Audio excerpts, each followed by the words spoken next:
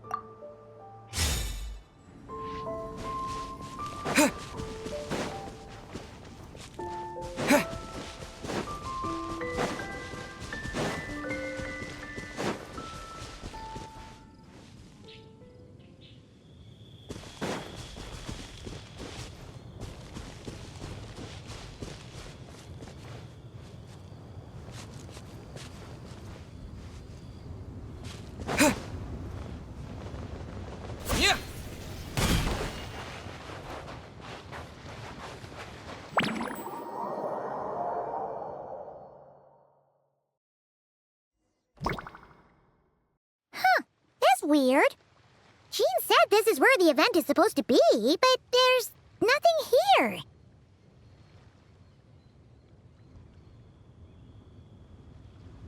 Oh yeah, now that you mention it, this is where our journey officially began.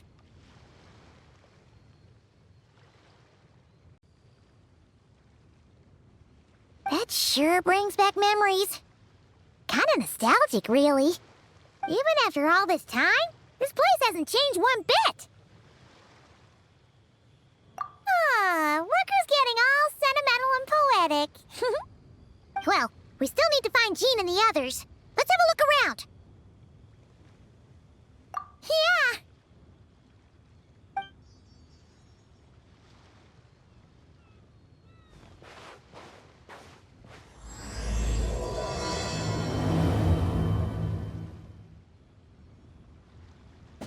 Remembers, there used to be hydro slime hiding here, but it's gotta be gone now, right?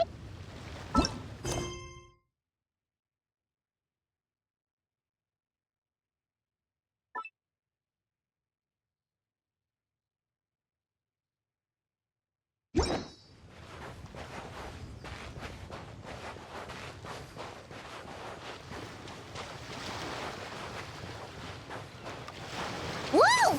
A fungus? Are those supposed to be a monster? Not that these are a real threat to us at this point, but still!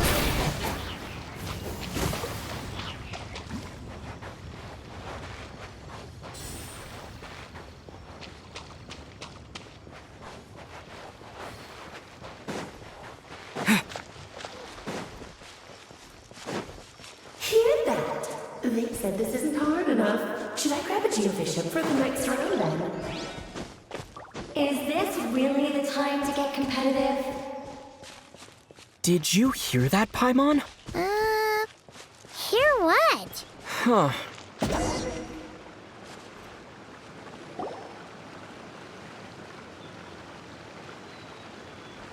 Huh?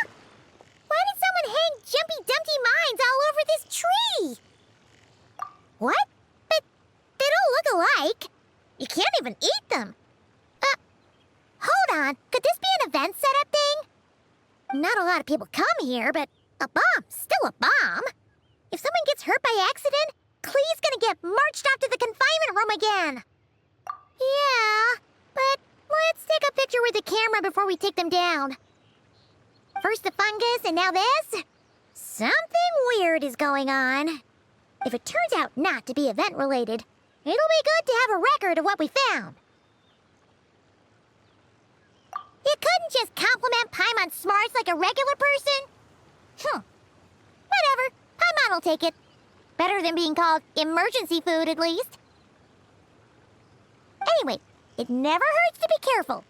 We've seen through lots of tricks, but we've also gotten the short end of the stick a bunch of times, too.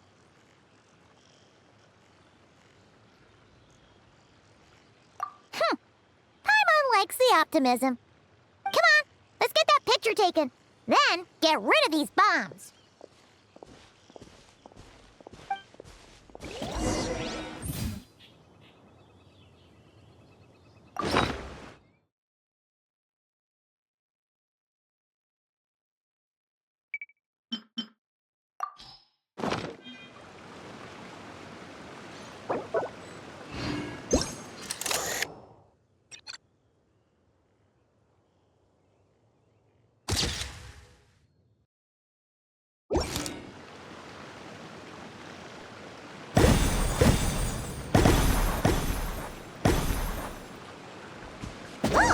Fireworks!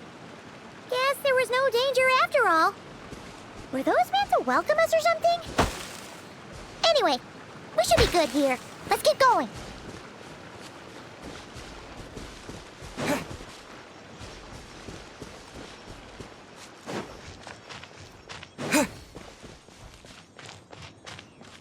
Huh. What was it Paimon said back then? Ah, right! Oh, wow!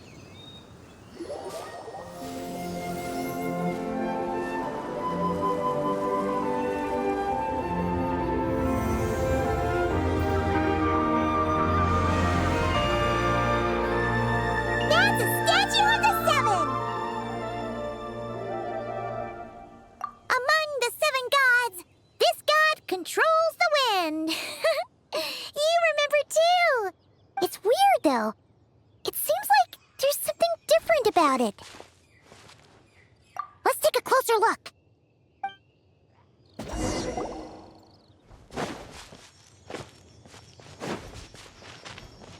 Huh. Paimon's next line was... As we all know, Right! Poetry and language flow like the wind!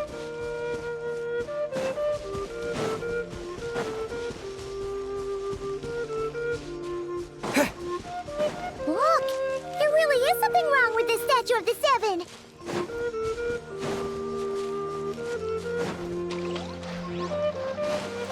It's fish! But it's so light! Huh. Wonder why?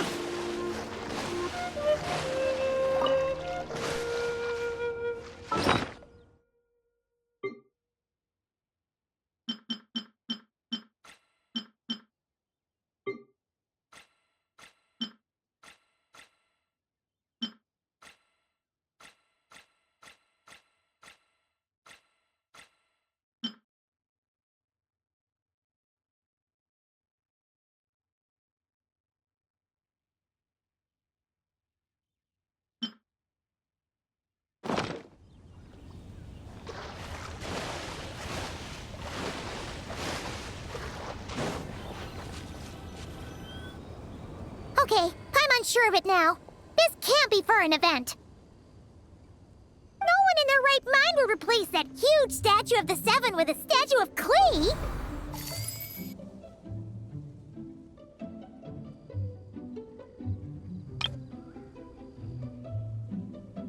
Yeah, and well made too.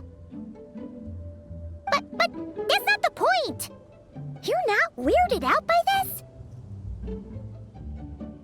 Oh, you're right. This must be Alice's doing. She could put 100 Klee statues all around Mondstadt and Paimon still wouldn't be surprised. That explains the other weird stuff we saw up till now, too.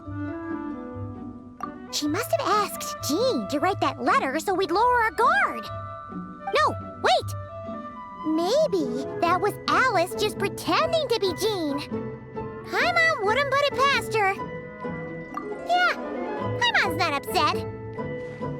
The surprises were nice, and this statue is pretty cool. Plus, we got to take a little trip down memory lane. Makes Paimon feel all warm and fuzzy, remembering what do we do now, though? There's nobody around. If this is some sort of elaborate prank, guess we're in it until the people behind it jump out and say, "Gotcha!" Huh? What does that mean? Oh, yeah. And there could be even more. Guess all there's left to do is touch that statue and find out. Maybe it'll give you the power of pyro or something.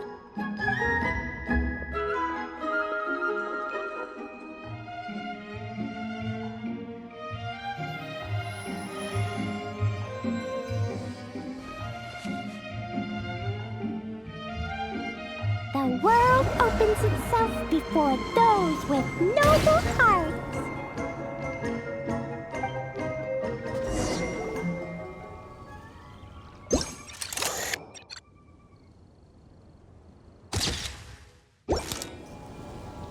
Sparks and splash! You were right! Alice is full of surprises. Good guessing on your part. Let's keep going and see what else we find.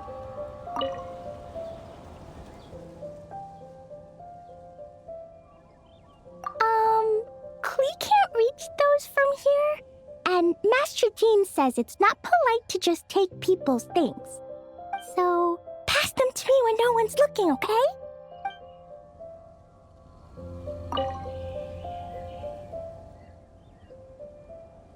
Resonate. What does that mean? Oh, wait! I know!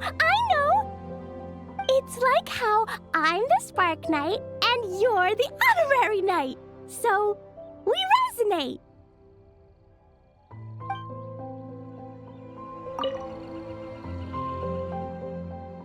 Klee blesses you with happiness. Have the best day ever, just like I am.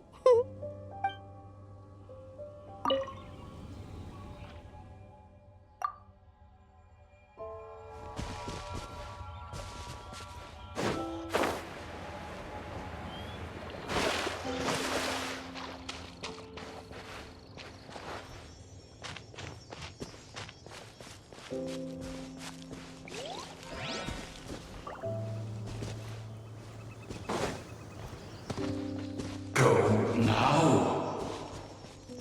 Yes, now or it'll be too late. Whoa! It's the ball! There's something huge in the sky! Okay, we all remember what Paimon said back then. Anyway, since he's here, that must mean we're about to meet another old friend in these woods.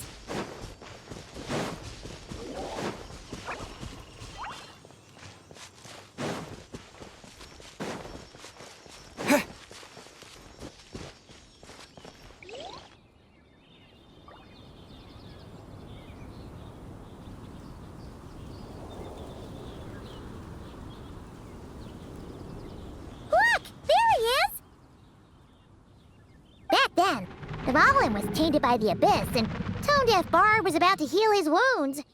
But your control over Animo wasn't so great, so they noticed you and ran off. But you've had tons of practice since then, so mistakes like that should be a thing of the past. Right? Sure. Here goes nothing.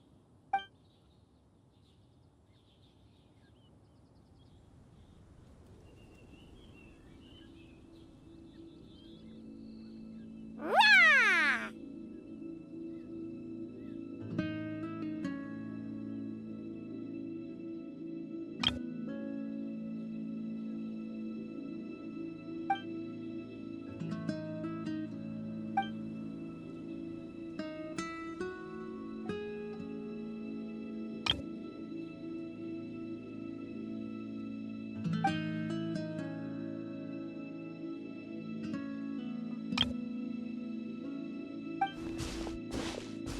Well, this is awkward. You really hung Paimon out to dry there, Traveler.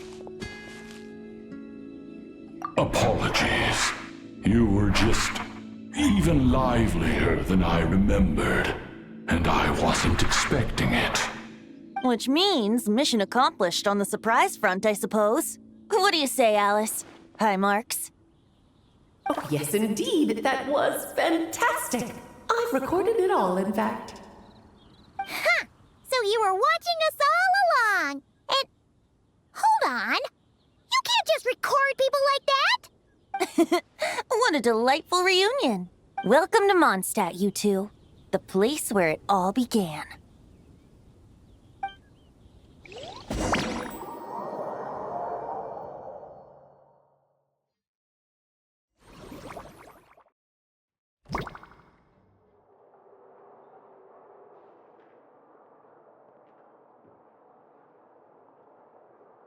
Lovely to see you, dearies. So what's the verdict? Did our special welcome ceremony meet the mark? It was very...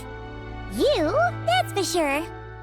Paimon can't believe the Knights of Favonius let you go that far. Where'd you move the real statue of the Seven anyway? Oh, gracious me. You still haven't figured it out. If I had actually done something to that statue, I would have been locked up in the teensy room next door by now. Certainly not my idea of a pleasant afternoon. So, what's going on here? Ah, now you're asking the right questions, Paimon. The answer lies over here. Nicole? You're here too? That's right. Our two lovely mages are here on vacation. In fact, everything you just experienced was their handiwork. But I'll leave the explanations to Miss Nicole. I trust you're well acquainted with her skill at explaining all manner of magic and phenomena. Yep. We experienced that firsthand in Nocry. This bubble is a new kind of magic Alice and I invented. Inside it is a small world created using a person's memories. When you were busy reading that invitation to Mondstadt, Alice took the opportunity to place you within it. Oh, we didn't even notice. I wouldn't be much of a dodo king if I couldn't pull off a simple trick like that. All that to say, the things you saw weren't real. They only exist within this bubble. Ah, except for Venti and Dvalin, of course. I invited Venti, and he brought the dragon along. It's not every day you get to relive the beginning of your journey. It feels like listening to a verse you haven't heard in a while, right? You might not remember the name or melody, and still, you start humming along in no time. I'm assuming your trip down memory lane was similarly nostalgic. So does Jean know about this or not? Paimon's starting to think that invitation letter was a fake. Oh, no. Jean wrote that herself, I assure you. I wouldn't dare forge a letter under her name. Huh. So you do draw the line somewhere. Not with my daughter in her clutches. If you ever become a mother, you'll understand. Oh, come on! It's not like she's being held hostage. The point is, this magical bubble was created at the request of the Knights of Favonius. With the expedition in Nocry coming to an end, the Knights will be home before long. Varka thinks it's better to give people time to reunite with their families, so he told Jean to hold off on a huge welcome reception for now. Of course, Jean has her own thoughts on the matter. You can get the details from her soon. As things stand, we're keeping the reception small, but there will be some activities. This magic bubble is one of them. The returning Knights can use it to catch up on all the major events that have occurred in Mondstadt while they were gone. Simply put, it's a reenactment of your adventures. Indeed. The ultimate goal is for everyone to have a chance to take part in the excitement. So, what about the parts that took a few, creative liberties? Oh, those were there because the bubble world is still being transcribed and debugged. Memories are easy to extract, and the resulting information density is fine, but it's not exactly a stable medium. If memories are the only thing used to recreate a world, it's hard to ensure a lack of deviations. For example, these memories belong to Venti, but even for someone like him, whose memories are quite reliable, there is bound to be some variance. Not to mention, on their own, memories lack an interactive component, so I added some self-deductive capabilities to this magic, which exacerbated the instability issues, unfortunately. Yeah, that, makes sense.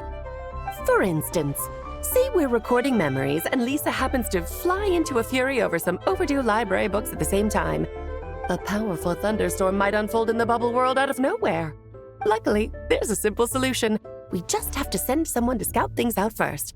Then we can manually correct anything that doesn't make sense. Exactly. Plus, once the recording is complete, the magic will loop, so there won't be further deviations, and we won't need real people to act things out. Ah, and before it's all said and done, we'll be sure to cover up your identity, Venti. Much appreciated. Otherwise, buying around at the Angel's share is gonna be much more of a hassle. Huh. Like you're the one who does the buying. It's settled then. We'll allow you to be the first to relive these precious memories, and in return, you'll be our eyes on the inside. Yeah, but it sounds like fun. Besides, we already snapped a few pics of some potential bugs. Like that weird statue of the Seven. Oh, no, Paimon. That one was entirely intentional. What? Seriously? As the creator of this world, I'm afforded a bit of creative license, I would think. Creating this bubble was no easy task. Is a little personal touch too much to ask for? I doubt anyone will mind. As far as I'm concerned, you're free to do as you please. This is Mondstadt, after all. Oh, well. Paimon can't argue with that. In that case, we'll be counting on you to continue testing our work tomorrow. It's still early. Why not check out the other events at the testing grounds in the meantime? Jean should be there too. Yeah, we'll go say hi. She's the one who invited us after all. I think nothing of it.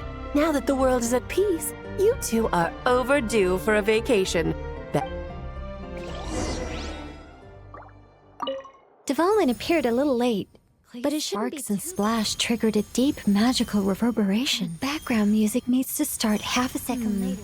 I should put another instance of and now the diagnostics are failing? I just don't get it. Nicole, dear, stop fretting. You're projecting rather loudly, you know. Every detail is within your control, huh? Color me impressed.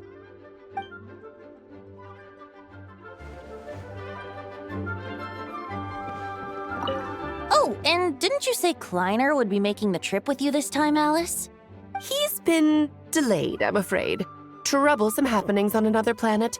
And of course, just when he jumped through all those hoops to make it back to Tevat, Dottore starts causing trouble. The border is a terrible mess even now. So, unfortunately, his vacation has been postponed. Just yesterday, he did give us a call on the Dodo communication device, though. As you can imagine, Klee was pleased as punch to hear her dad's voice. I see. Being a seeker is a tough job indeed.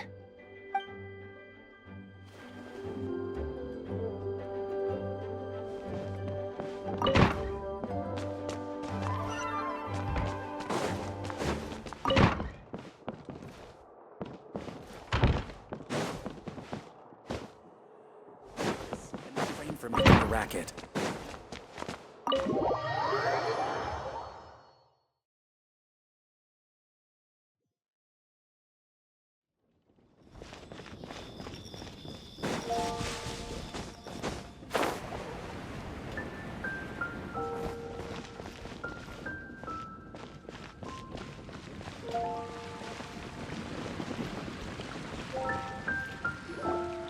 Yes, good work. We'll go with this setup. Hey, Jean! We're here! Honorary Knight, Paimon, welcome back. Did you have a good time in Alice's magic bubble? Yeah, it was so cool! Paimon's looking forward to getting back in there tomorrow. I'll be sure not to spoil it then. I imagine you might be interested in what went into the preparation, though. I loved the idea when Alice brought it up, but I knew it would take a great deal of reenactors, not to mention recruiting Dvalin. Luckily, Venti, or rather, Lord Barbados, agreed to help. After that, I opened up recruitment to the people of Mondstadt. Countless volunteers jumped at the chance to reenact your stories, Honorary Knight.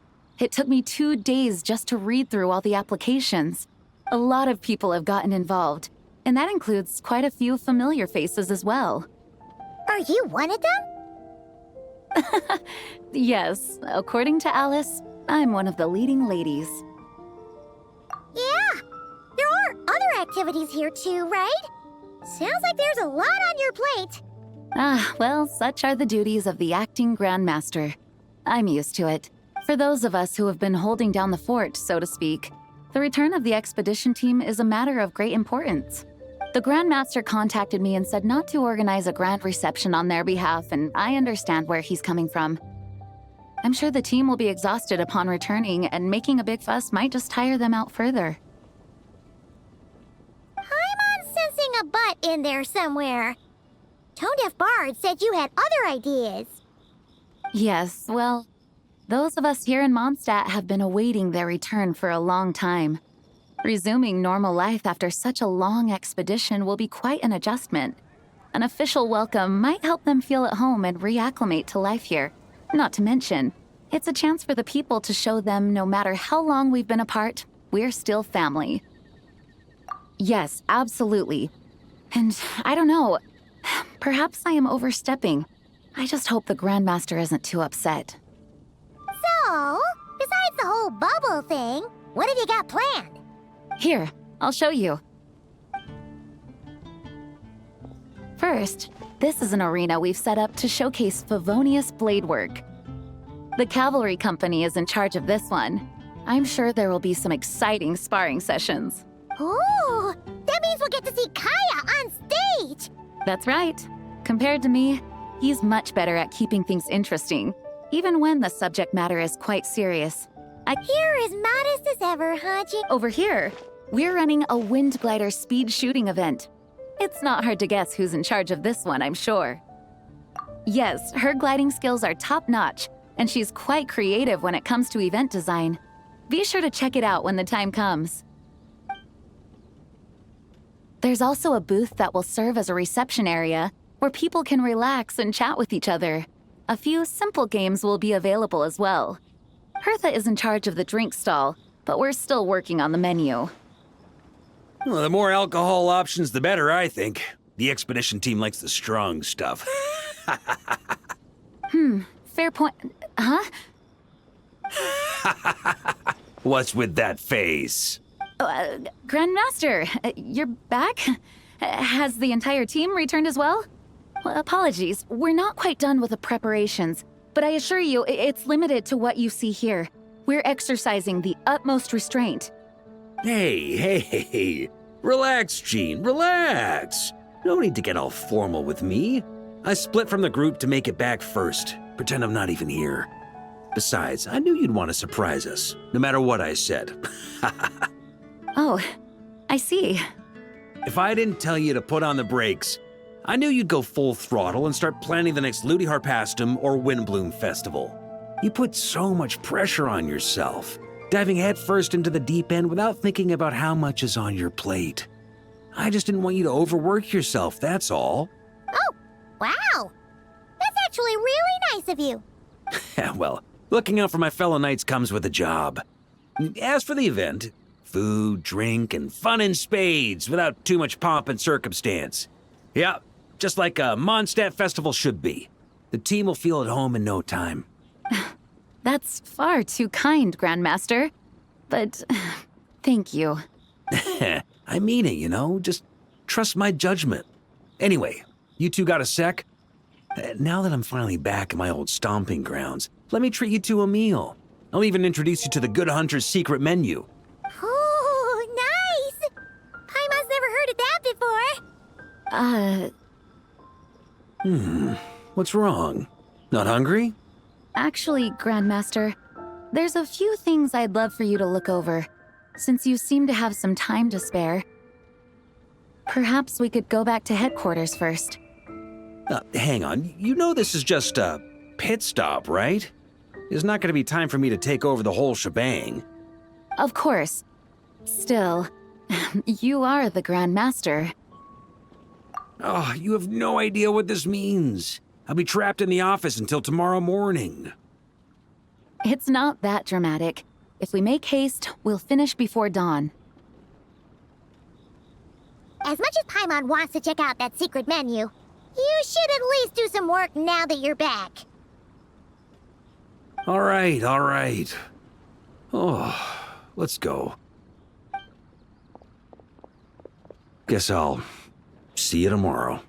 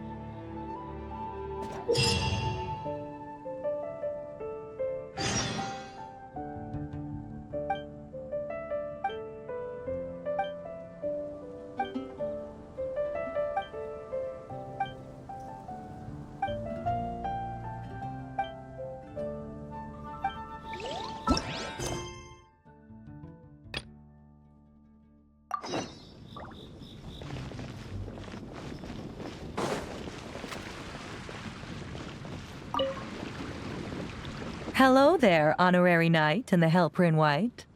It's so nice to meet you, Honorary Knight and Lady Paimon. Glenfidia, at your service. Looks like you're in a good mood, Hertha. And nice to meet you, Glenfidia. By the looks of things, you're about ready to open? Indeed. Thanks to some help from the Angel's Share and the Cat's Tail, our drink stand is ready to go. Besides all the classics, we also mix cocktails to order, and are currently offering a limited-time delivery service. Cocktails? Do you remember that time we served as bartenders at the Angel Share? And recently, you've also shown off your skills at the flagship in Nokrai. The only thing is, our current drink selection is quite traditional, and it stopped feeling fresh long before the expedition began. But I need to get back to handling resident requests, and Glenfidia doesn't have much experience mixing drinks. Plus, we've got a whole bunch of outstanding delivery orders on hand. Honorary Knight, if you're free, could you maybe help us out for a while, just until my other squad gets back from the Stormbearer Mountains? You'll be amply compensated, of course, plus double pay for overtime, depending on... Paimon's not sure what performance metrics are, but she's happy to help with deliveries. As the best guide into that, Paimon needs to keep up with the changing times. Besides, this'll give her the chance to explore the city and stay up to date with all the recent goings-on. Working with you two is always such a breeze. I'll do my best to support Lady Paimon in any way I can. I'm very skilled when it comes to things like portioning out drinks. All right. Well, if you're ready to, then let's get to work.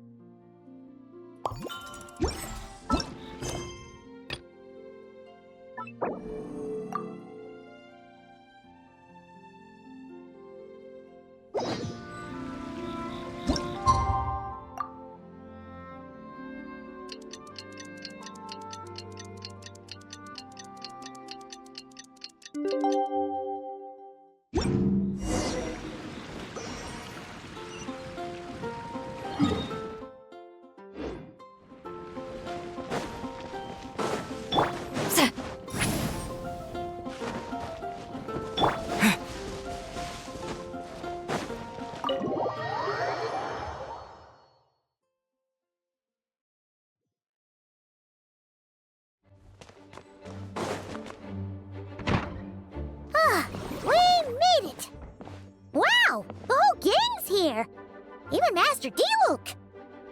Wow. Jean wanted my input on everything. Even though I left the Knights, Grandmaster Varka has done a lot for me. He didn't stop me from leaving back then, or throw any administrative roadblocks my way. Well, I was sad to see you go, but your mind was made up. And anyhow, you're an adult. As long as you're prepared to follow through on your choices, who am I to stop you? And let me tell you, my rebellious streak was way worse back in the day. You look pretty tired. Late night yesterday? Yeah, didn't get much sleep at all. And now my head's killing me. My terrible memories of being Grandmaster came rushing back at once. The Grandmaster's wording is somewhat misleading, so allow me to elaborate. We made quick work of our tasks yesterday, much to the Grandmaster's great pleasure. So he hit up his friend Charles for a few drinks. You know how it is. When you're catching up with an old friend, a few drinks turn into a few too many. Am I right? Ah, so you're just hungover. Ugh, and Paimon was starting to feel bad for you. I see. Understood. I just received word from the knights stationed at the venue that the setup is complete. You can start today's story at any time. Ask away. Ah, you mean like how only you could have purified Dvalin's tears? That ability is unique to you, and to be honest, a lot of people might not even know you're capable of something like that. So they might get stuck at that point in the story. Don't worry, I thought about that. The story told within the bubble has some jumps. I've deleted the parts that might complicate things. The remaining content doesn't require the participant to do much of anything, actually. It should be like watching a play, except you get to walk around as you enjoy the performance. Wait! But we ran into a combat encounter yesterday when that fungus jumped out at us. We'll take care of that. Alice and I want this to be an experience even a child can complete without trouble. The parts you're testing today are more stable, so there shouldn't be too many bugs. Of course, when you access the dicier sections, be sure to keep our vision in mind. Speaking of Alice, where is she? Clee demanded some playtime with her mom. And of course, as far as Alice is concerned, nothing is more important than a request from her daughter. Yep, that checks out. Ha ha ha ha. Well, let's get this show on the road. I'm ready to witness our honorary knight's story firsthand.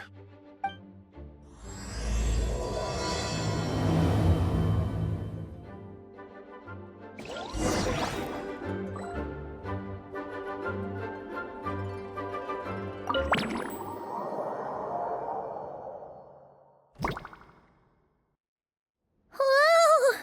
Dizzy. That's gonna take some getting used to. Why didn't that happen the first time? Ah, looks like we've jumped forward a bit since yesterday. We're at the Favonius Cathedral now. Wait, is this the bit where we borrow the Holy Lyre? Yeah, I'm not sure about this. Also, why is Tone Deaf Bard the only one here? What about Varka and the others? Don't worry. I'm sure Nicole has it all planned out. See? Here comes Diluc now. Word from the Knights of Favonius is that the Fatui are planning to steal the Holy Lyre der Himmel. Unfortunately, that intel came a little late. A conflict between the two parties is ensuing inside. If the Fatui succeed, we'll miss our chance to borrow the lyre. Come on. Let's go help the Knights. What is it? Oh, so that's how we're explaining this part. Huh, pretty convincing. It's all thanks to that committed performance from our good friend Diluc. I'm just reading the lines Miss Nicole gave me. You need to play along, okay? The cameras are rolling. Don't worry. Our operation isn't that strict. If there are slip-ups, I'll just delete them later. Feel free to take a relaxed approach. Wait, that was Nicole's voice? Where's it coming from? Probably that small bubble. That's right. This is a kind of communication magic. The same one the Knights of Favonius used to get in touch with me earlier. If you get stuck at any point, you can contact me through this magic, and I'll provide a few hints. How very convenient. I suppose, given how the story is progressing, we don't have to worry about borrowing the Holy Lyre then. That's right. Obviously, we're not including the stealing part in this version of the story. After all, the Fatui were the ones who ended up with it. Borrowing, stealing, leaving out that detail doesn't change the direction of the story. Anyway, the Knights are currently fighting to protect the Holy Lyre. Varka and Jean are already in the underground area.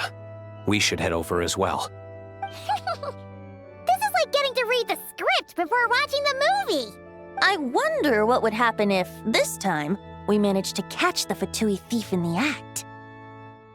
That would complicate things. Worst case scenario, we might need to do another take. So if you could refrain from going off script, that would be great. Okay. Someone's got an axe to grind.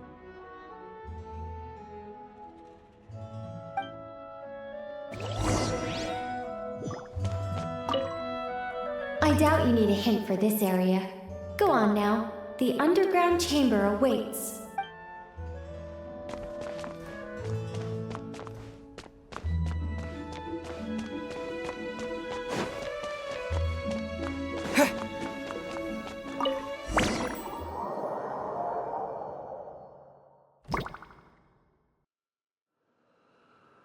You're just in time.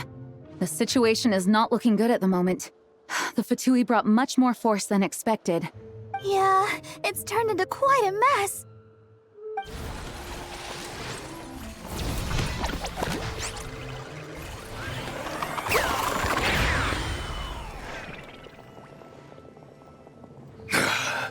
You're not bad, boy.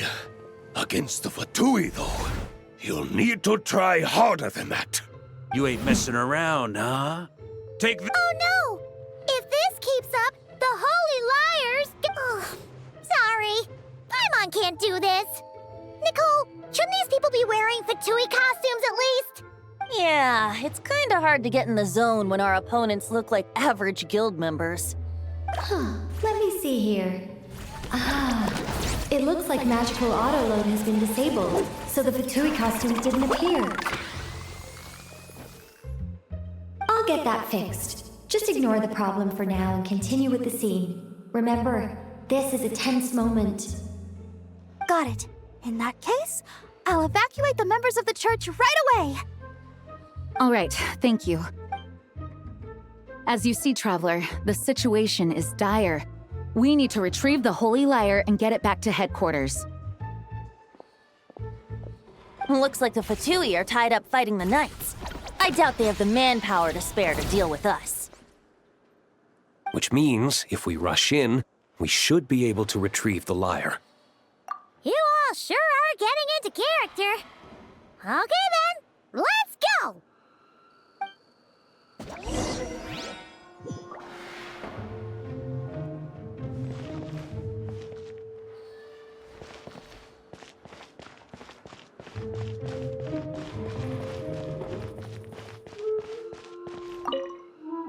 If the conflict really had escalated to this point back then...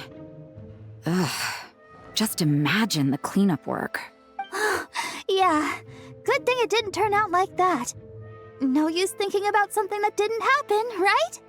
When your free time is as precious as mine, it's hard not to think about it.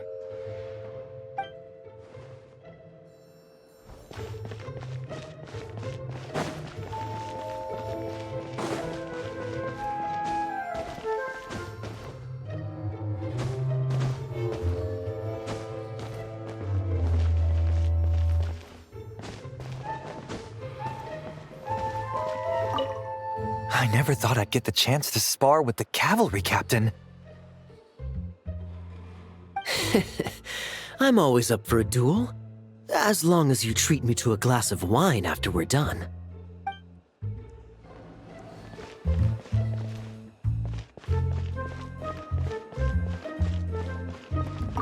I couldn't keep up with you after all, Grandmaster.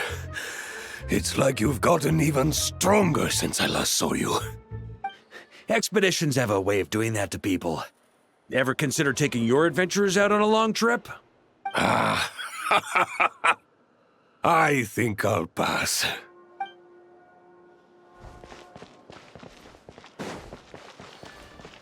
No entry. This place is under Fatui jurisdiction.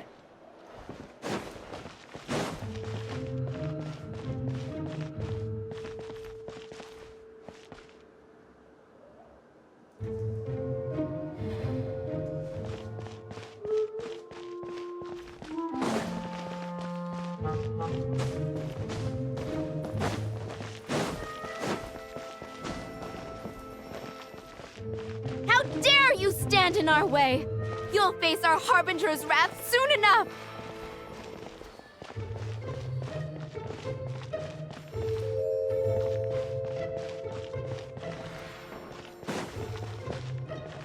What a coincidence.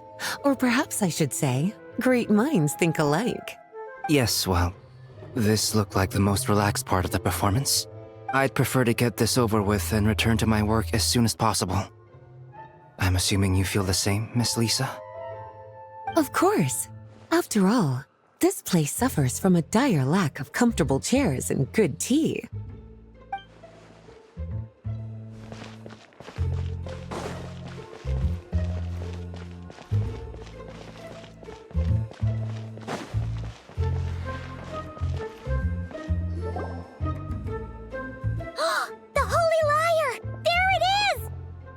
Well, well, well.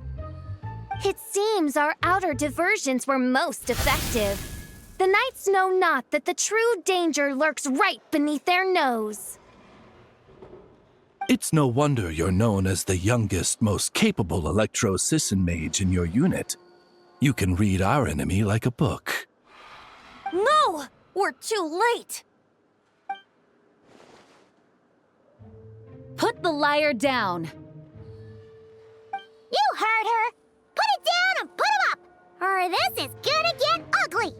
Wait, why are you the only one with a costume, Fischl? Why? Because I fashioned this headpiece myself, of course.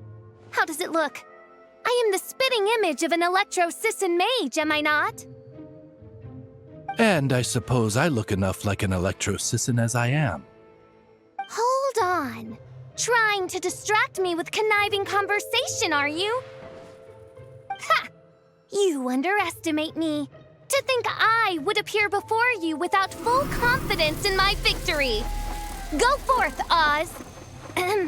Sissons, take care of these pests.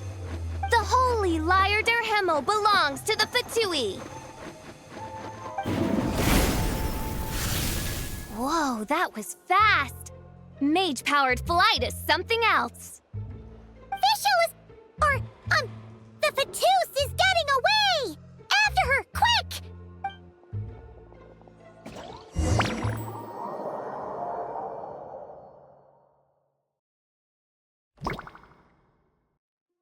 Here, take it away, and don't let them catch you. That's nothing the gliding champion of the Fatui can't handle.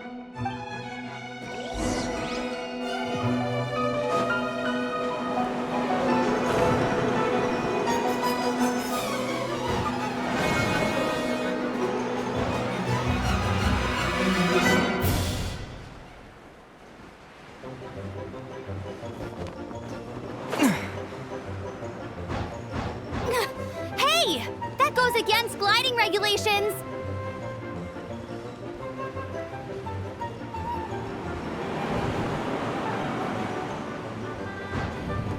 Pretty tough, aren't ya? Well, let's see how you handle this.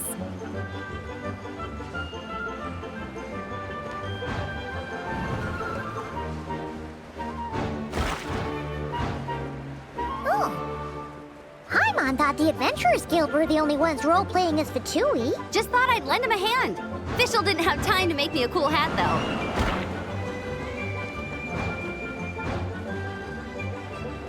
Amber's over there! Let's get ready to land!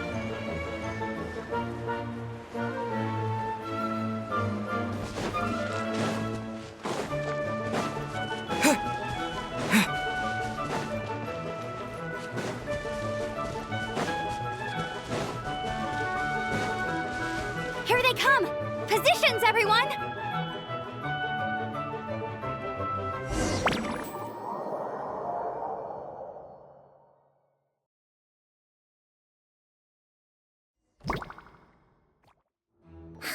So this is where the chase ends this time. Wait a minute. This isn't what their hideout looked like. It's at least a few times bigger. Yes, I remember it being much more run down.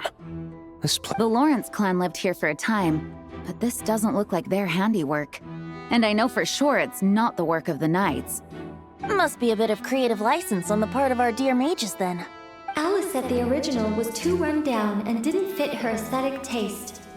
So we repurposed some assets from the Golden Apple Archipelago.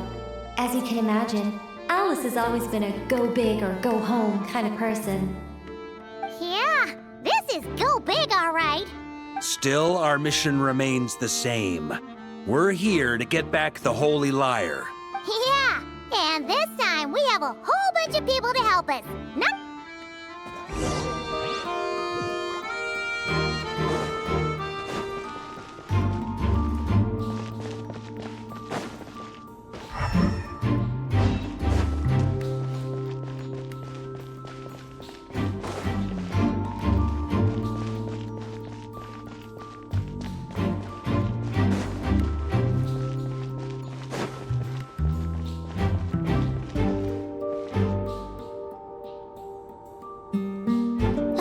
never doubts what their eyes see or rejects the ground beneath their feet.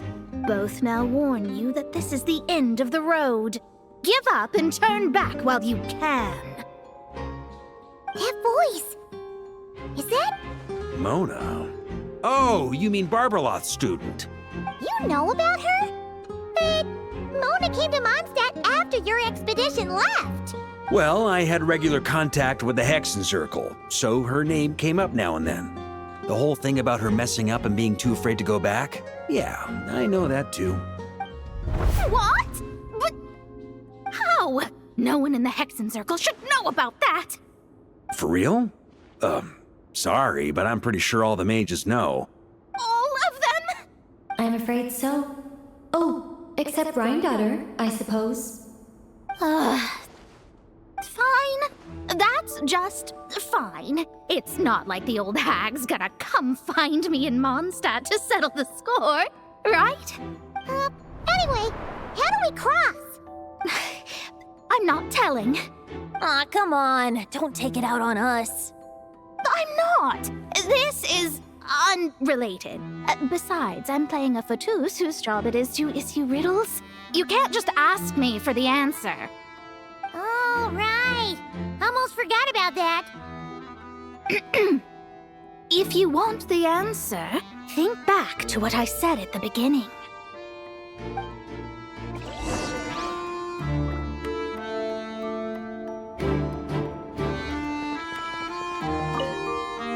Mona's riddle was as follows. A human, however, things that are taken to be indisputable are often false.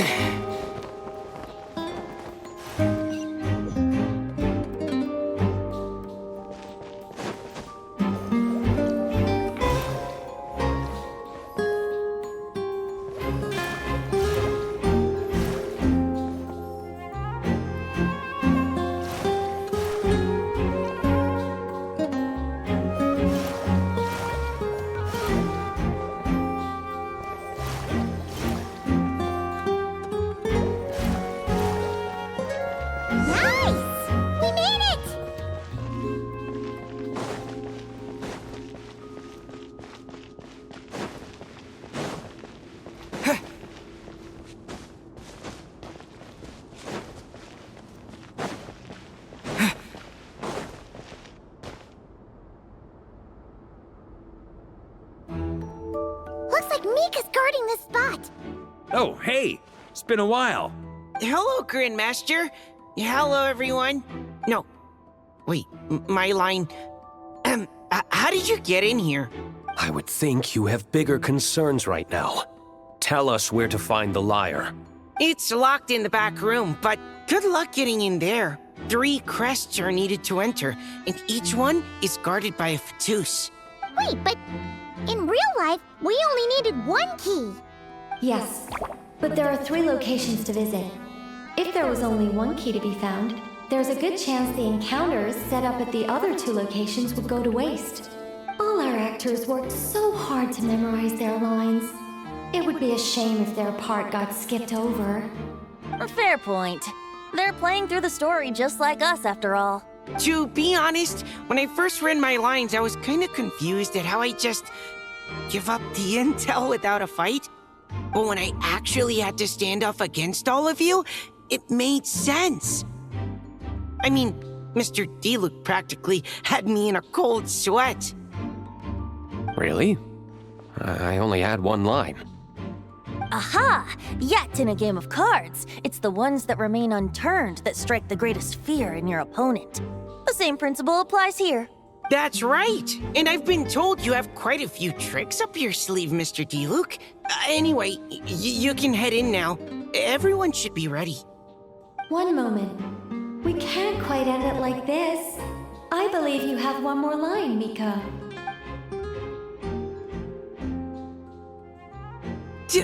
Do I have to say it? It would benefit the scene. All right. I told you everything I know. Now leave me alone. And off he goes.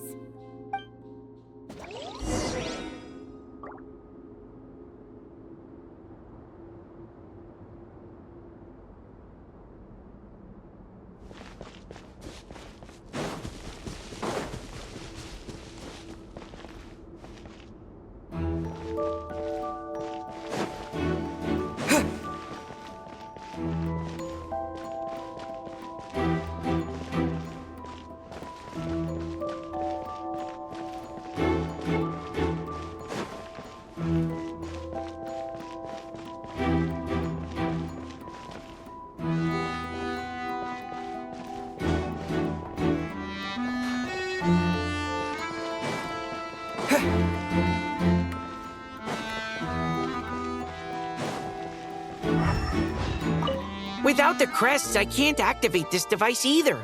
Like I said, I told you everything I know.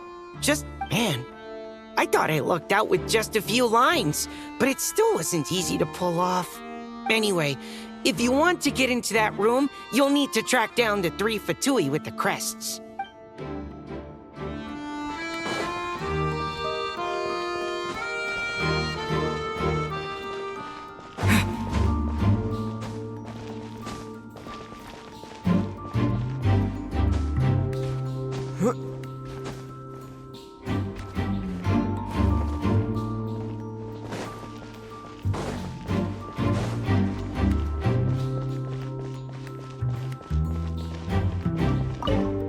The Fatus up ahead is courageous and loyal. Be prepared for a head-on clash.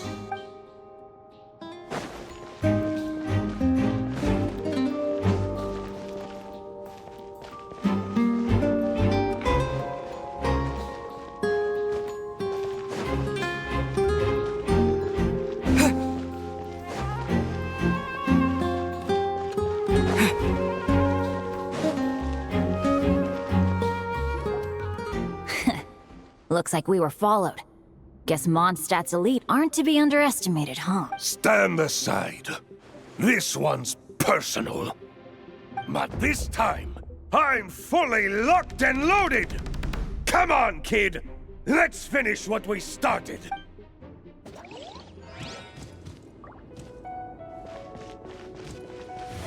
Don't be a killjoy! We've only Brace just yourself.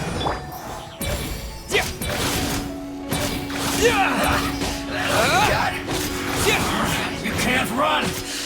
Well, don't be a killjoy! We've only just begun!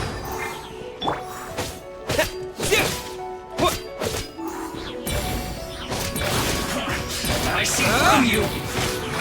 You can't run! Well, neither can I. Don't be a killjoy! We've only just begun! Looks like I... Okay. You win. Somehow this round wasn't quite as fun. Probably because you had to act like a Fatus. At this point, I could take down those with my eyes closed. Ha ha! True! Guess I didn't stand a chance, huh? Oh, so you were the one in the Fatou's costume. Does that mean the auto-load bug is fixed now, Nicole? It would seem so. Man, their armor is heavy and not breathable at all. You're telling me the Fatui and Sumeru and Natlan also wear this stuff? Rumor has it, Fatui recruits undergo rigorous training. I feel like there's some truth to that after all. Well, even though we lost, Dad had fun for sure. Here's the crest I was guarding. You've earned it. Oh, and Bennett told me about what happened in Natlan. How you helped him navigate his past. It's so, on behalf of all the adventurers in Mondstadt, truly, I can't thank you enough. Well, that's what friends are for, right? Speaking of, how have things been since you got back, Bennett? Same old, same old. Bad luck included. But that part's nothing new, so I don't mind. I do miss the Asha, though. I hope I get the chance to show them Mondstadt someday.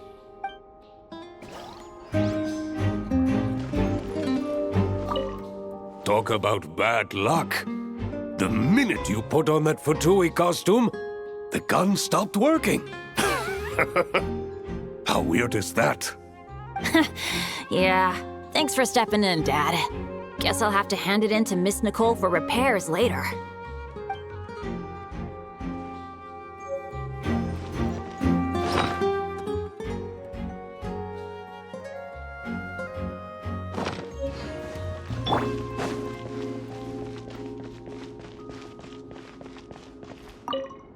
The Fatus up ahead is a pragmatist. You might have a chance to avoid conflict if you obtain the other crests first.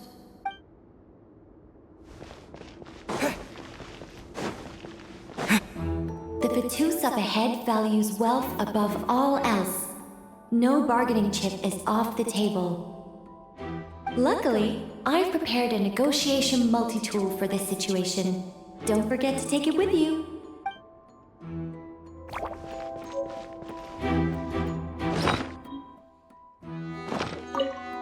The Fatus up ahead.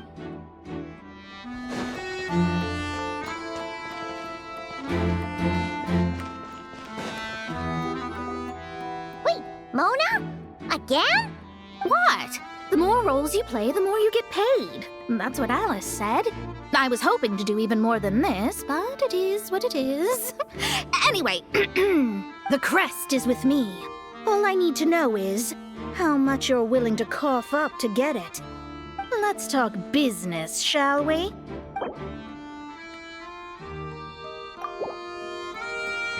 I would have thought there was this much more to be made in a dump like Mondstadt. Hey! Did you just break character? What? Of course not. All right, here's the crest. Huh.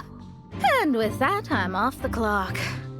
Oh, and by the way, word has it you accomplished something major in Nodcry. You reeled in the true moon from beyond the false firmament. Well, I spend most of my time staring into a scry glass after all. If something changes in the sky, you think I wouldn't notice? Hydromancy uses the false stars to reflect true fate within the water.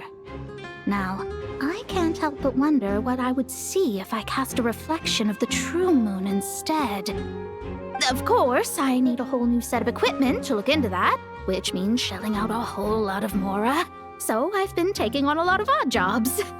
No wonder Alice gave you quite a few parts in this. Generous compensation, minimal manual labor. It's been a good gig. Plus, the Hexen Circle never promises an amount they can't deliver. Even though her daughter is, in some part, responsible for my predicament. That was a long time ago, and I know Klee didn't mean it. Huh. I guess the moon's a big deal in hydromancy. Just spitballing here, but it kind of sounds like your progress would be much faster if you, I don't know, just contacted Barbeloth directly. Oh, come on. Enough about that old hag. You're doing this on purpose, aren't you? Oh, come on. Enough about that old...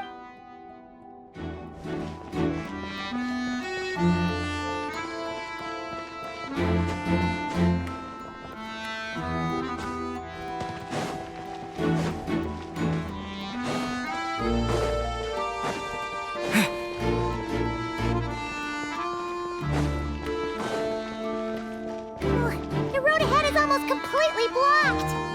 Looks like this person isn't taking visitors. Yes, we'll just have to be careful. We need that crest.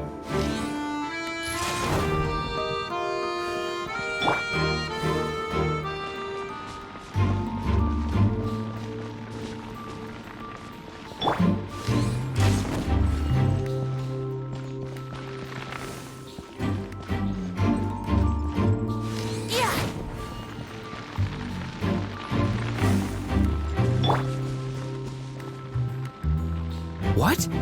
They handed over their crests? Looks like the decision has been made for me then. Further resistance would be foolish. Gotta say, Paimon didn't expect you to play this kind of role, Durin. Well, actually, Aunt Alice was planning for me to play Dvalin if the dragon himself didn't agree to take part.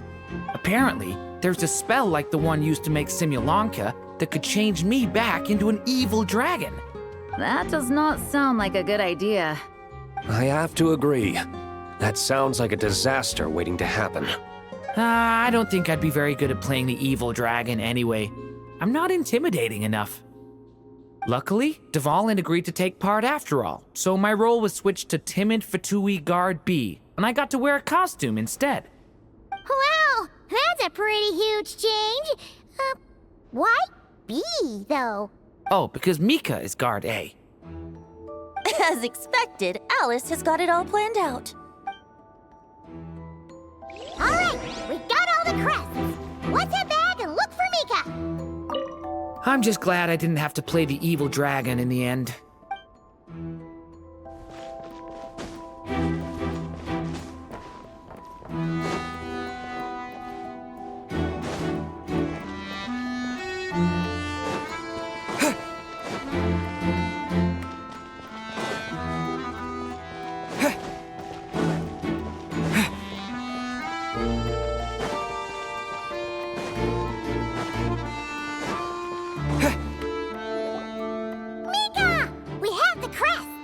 All right.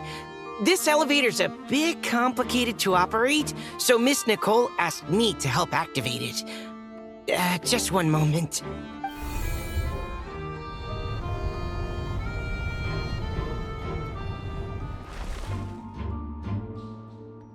Thanks. No problem. Best of luck up there. Huh. I don't remember Fatui being this nice. Where's the fun in that? Of course you want to make things difficult. Come on, let's get out of here.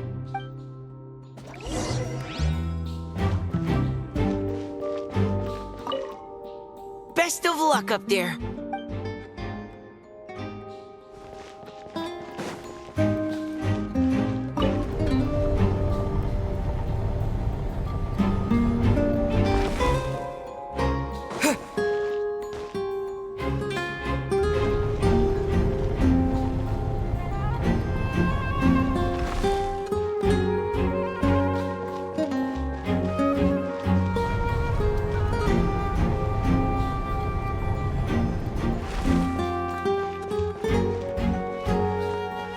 Security's tight around here.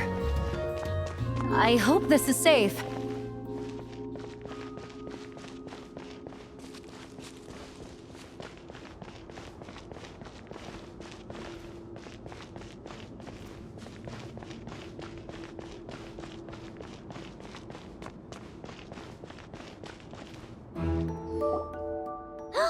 The Holy Liar! Here it is! Wait, but Paimon remembers something about a...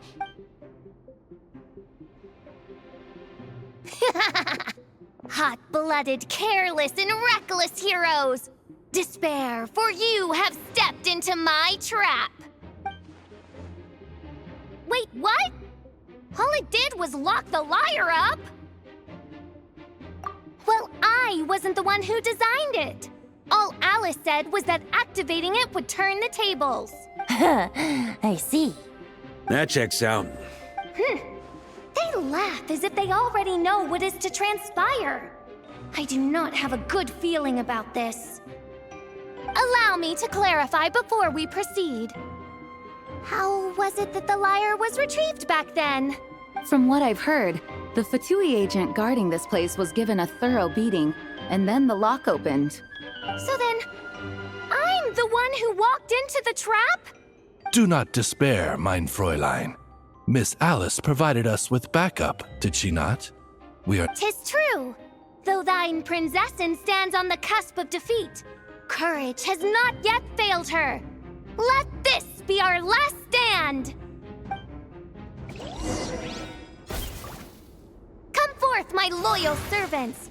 Smite all who stand against us!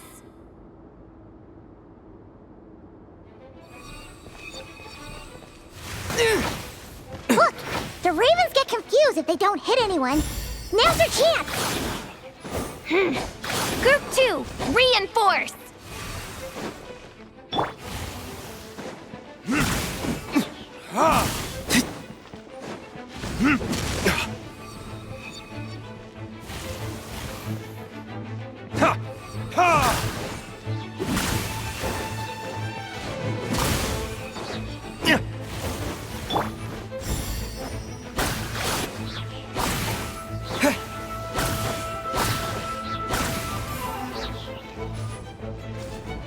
Group 3, Group 4! Oh, forget it. All of you, attack at once!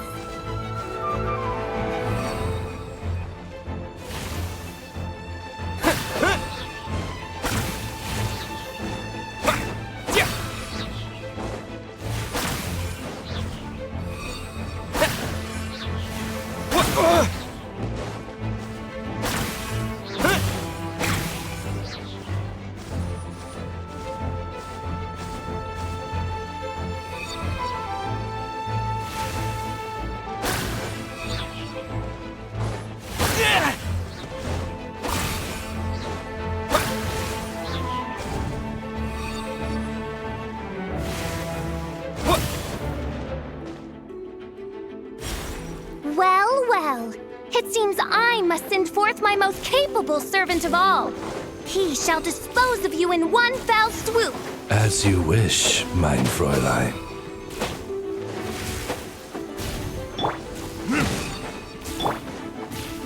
Let's play!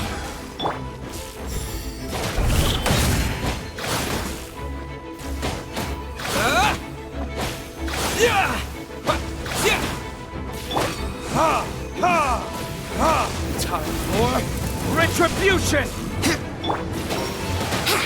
Time for takeoff. Here we go.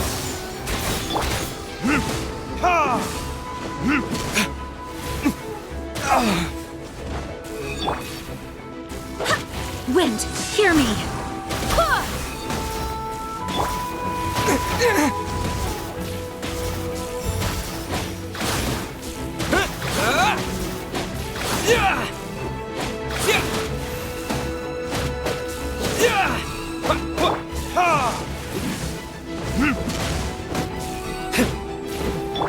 Let's play!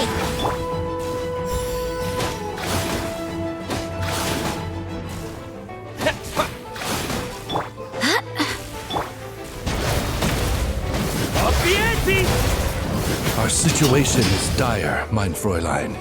It seems this is the end of the road. Thunder! On me!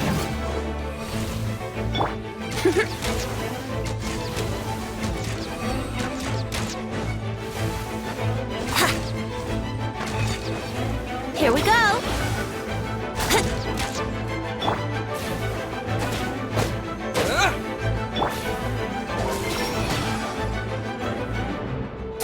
All right. I give up. Just don't hit. All right. I know when I'm beat. You win. You were brilliant, Miss Fischl.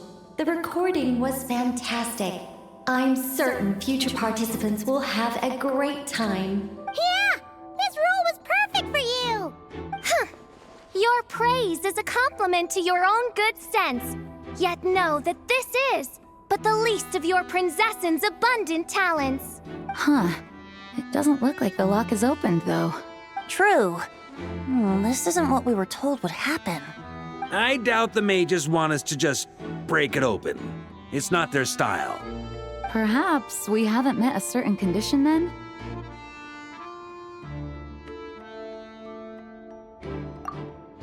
Oh, wait! Does that mean the beating up part has to happen for this to proceed? You dare place your princess in such a scene? I'm afraid it may be the only way to end this, mein Fräulein. But not to worry. It's all pretend, after all. Very well. I shall allow this trespass, if only to bring this to an end. Just be gentle. Huh? Oh, right. Paimon's the weakest one here.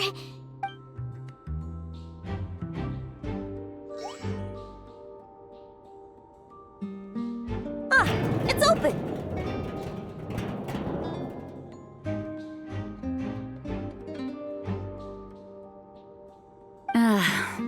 Miss Alice does love to tease, doesn't she?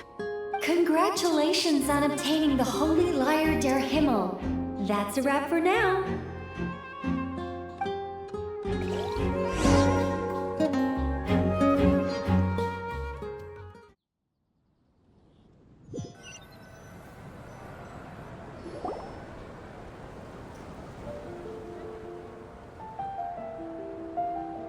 Wow! This is quite the gathering. And do you smell that? Is that the secret menu Varka was talking about? Oh, Paimon's stomach has been rumbling this whole time, so she's gonna dig in. Don't forget to grab some food before it's all gone, okay? Oh, hello. Did you need something? You know, we often threw banquets like this when I was little. But then, as more and more of our ranks left on expeditions and I was left in charge, the number of celebrations decreased. I'm not the most natural entertainer after all. Now, seeing a gathering like this after all this time, I can't help but feel a bit regretful for not keeping up the tradition. Well said, traveler. Barbara? You told me you wanted the expedition members to feel at home. But in my eyes, the feeling of home isn't something you can force. Home is... what happens when we're all together like this? Oh, you're right. And you know what?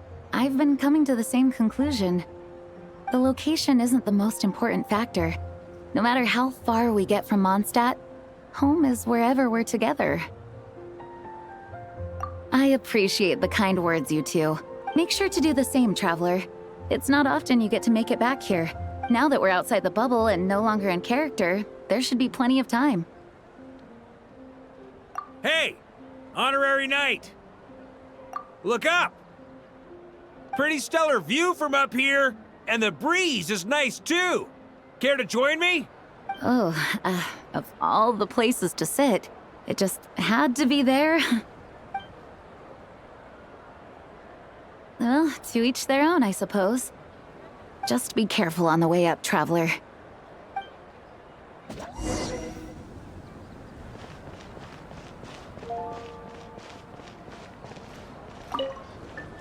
Noelle! I've been looking everywhere for you. Come on, join us.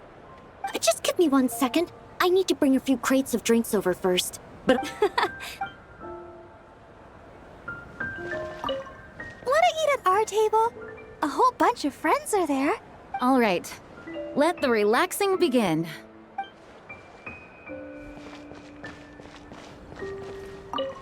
Even though I didn't have a lot of lines, I still had fun. It kind of felt like being back in the Simulanka. Acting out a light-hearted script alongside a bunch of friends. It was nice to have a laid-back experience for once. Quite a change of pace from our experience in Notcry, huh? Yeah, this was far less complicated. You can say that again.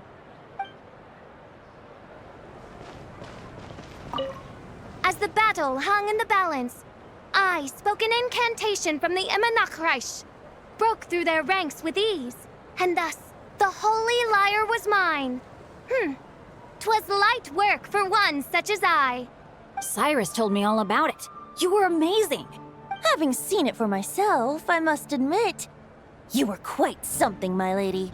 Why, I bet even Barbados himself would have been hard-pressed to catch up with you. That was Hexencircle magic, not some incantation, but... whatever. Guess I'll let her have her moment.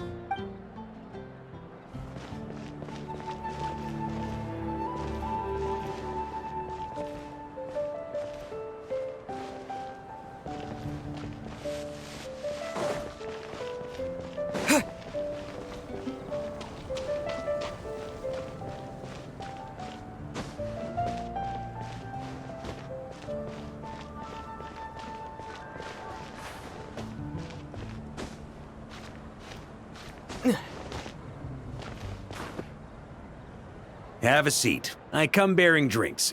Booze free, of course. You're welcome. Ah, well, that's what being home is all about, right? Letting go, feeling at ease. Figure we both deserve that after all this time. You think so? Glad to hear it. There's no place like home. That's what people say, right? The expedition took me far and wide, and still, little alcohol in my system, it would all come back. The cathedral, the statue, the windmills in the city, the pigeons and dandelions in front of the gate. The further away you get, the more you miss it. I might be biased, but it means a lot that you care about this place. I get that. The people are what make Mondstadt what it is, too.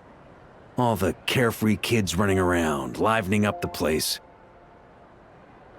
Which reminds me, I never thanked you for helping Mondstadt out back then. It takes a special person to do what you did. Most people are helpless in the face of abyssal corruption. Considering their target was Dvalin, things could have been bad. I suppose Barbados could have handled it, even though he hadn't been awake for long. But still, I doubt the ending would have turned out quite so perfect. Dvalin is family to him, you know?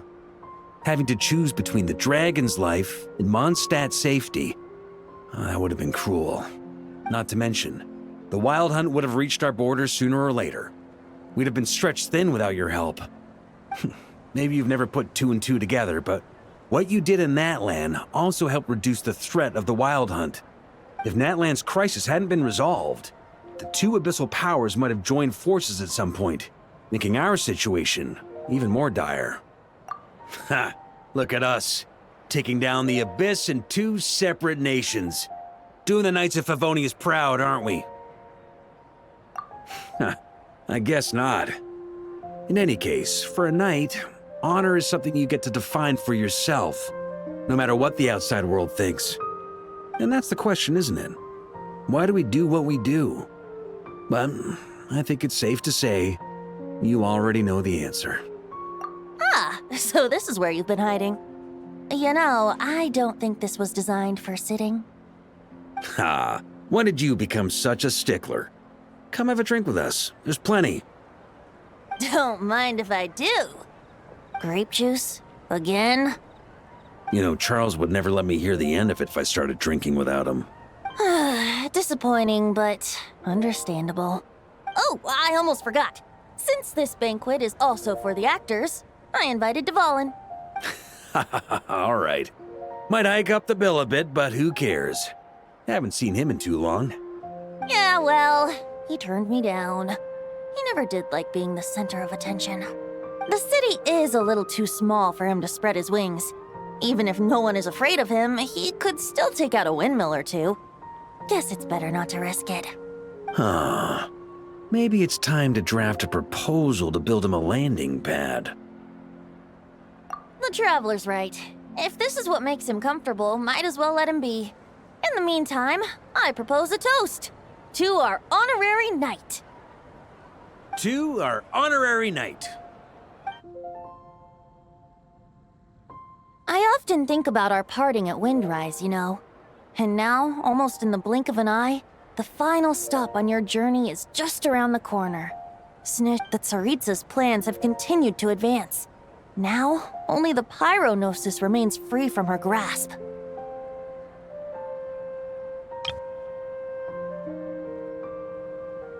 But if even the captain couldn't take Malwika's Gnosis by force, I guess we don't need to be concerned about its safety for now. So that's good news, at least. You wouldn't be taking a dig at someone else's ability to hold on to their Gnosis, now would you, Haha! Of course not. I'm not one to rub salt in old wounds.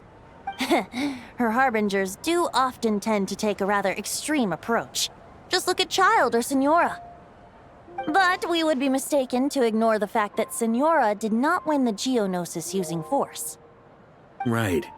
You told me about the contract Morax signed with her before his death. You're saying she didn't need to resort to violence in Mondstadt either? That's right. If she was able to provide a reason convincing enough to persuade Morax, she could have persuaded me no problem.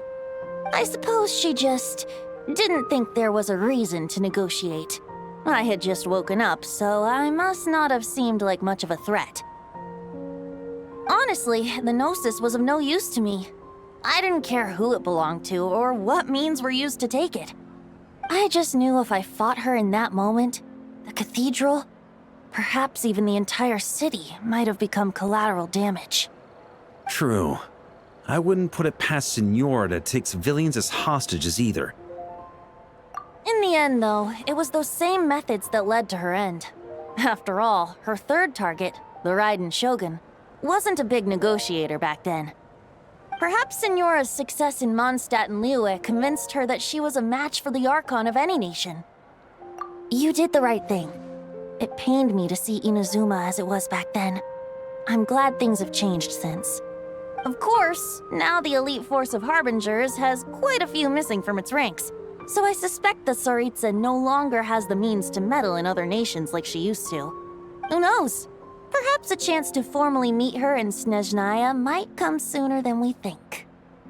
Some of our knights remain stationed in Notcry. If you need help, just say the word, and we'll be there. The look in your eyes. It's changed a lot since you first set off from Mondstadt. But my advice remains unchanged. Never forget that the journey itself has meaning, traveler. The birds of Tevat, the songs in the cities, the Tsaritsa, her Fatui and the monsters, they are all part of that journey. Perhaps earth-shaking truths and indescribable trials await you at the end.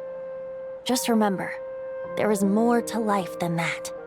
All right, that's more than enough acting like a real Archon for one night. And still, not a sip of drink for dear old Venti at a time like this? You're no fun, Varka.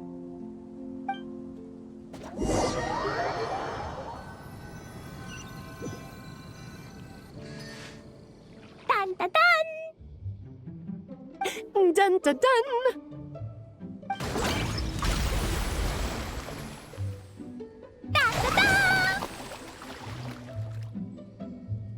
Da da da!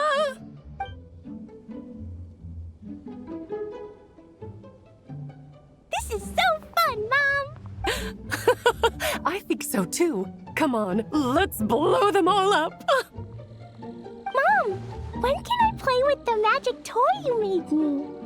Very soon, darling. In fact, it should be ready tomorrow. I just know you're going to love it. Yay! Can we play together? Why, of course! We'll have ourselves a splendid time.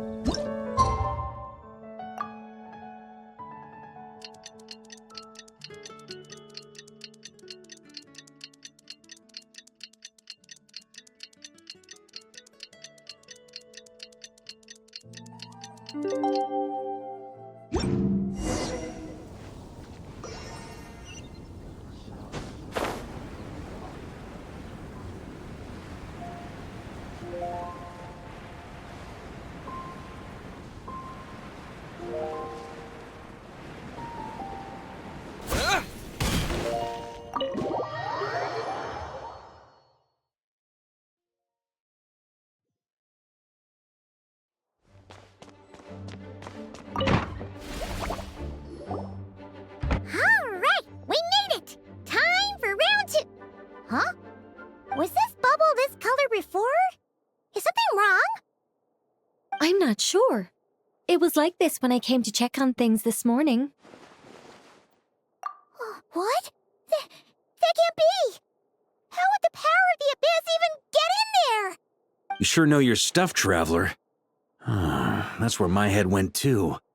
But I don't know. Something is different about this power. What does that mean? It seems to be in an embryonic state. Like an egg that hasn't hatched, the dark clouds before a storm, or... Of course the world within the magic bubble is imaginary, so the same should be true of this abyssal power. You created this magic, right, Alice? Do you have any idea what's going on here? New magic does often come with its issues, so I can't say I'm entirely surprised something like this would crop up. As for a solution, however, I'm afraid I need more information first. One thing is for certain, at least. Given the current threat, we'll have to close off the bubble to event participants. My apologies, Miss Alice. I know you've made a promise to Klee, but I'm not sure you'll be able to keep it. Have we ever seen Alice look this serious? Unprecedented crisis notwithstanding, it's too soon to just throw in the towel. What we should be focusing on is how we're going to fix this. Are we talking about the Klee situation or the Abyss situation? Both.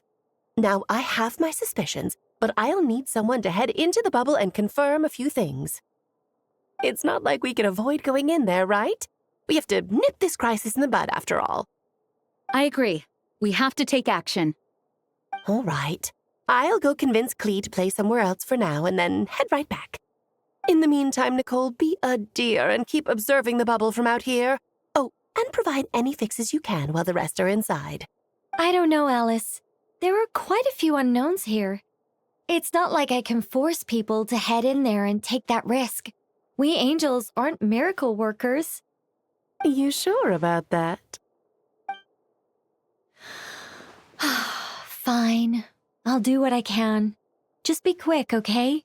This is your magic, after all. Well, guess this is our best option. We're definitely not going to sit back and watch. The part where Barbados uses the lyre to summon abyss-corrupted Dvalin. Then, everyone joins forces to fight him inside Storm Terror's lair, purges him of abyssal influence, and there you have it. Happy ending. Yep, that sounds like how it happened. Well, we've got the gang from back then all here. Let's go in and find out what's happening. Count me in 2. Potential threat or not, if there's even the slightest chance Mondstadt is in danger, I need to get to the bottom of it. Jean? It's nothing. I was just feeling a bit, nostalgic, getting to work together like this again. Yeah, yesterday felt like that too. Yes, but that was for fun. That which confronts us now is a real crisis. So I suppose the memories just came back to me all at once. Ooh, look at you getting all sentimental. That's a first. Well, I suppose I am a bit too high-strung most of the time. Hey, don't be embarrassed to say what you feel. I think that's how things should be. It's how we all grow closer. Besides, the more you open up, the less people will be surprised like Paimon here when you choose to share something. Just look at Paimon. No filter whatsoever, word vomits whatever comes to mind. And that's what makes her so endearing and approachable. Ha! It's about time you gave Paimon a compliment, tone-deaf bard. Hang on. Was that a compliment? Before we set off, I just want to stress that whatever is happening in the bubble right now is a huge unknown. I was able to maintain contact before, but right now all I can observe within is chaos, so I imagine communication might be cut off as well. It might be difficult for us to guide you, so proceed with caution. Don't worry. This isn't our first time leaping headfirst into a dangerous situation. There's also a last resort I can fall back on if worst comes to worst. Though it would mean all our recent hard work going to waste. You mean destroying the bubble entirely? Yes, if it comes down to it. All right, I'll monitor the situation from outside and provide whatever external fixes and support I can in the meantime. Understood. Prepare for the worst, hope for the best. Sound... All right, let's go.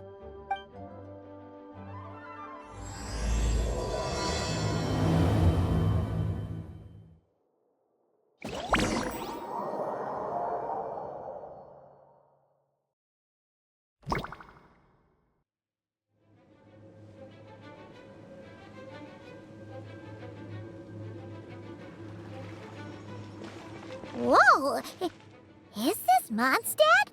Didn't we all come in at the same time? Where are the others?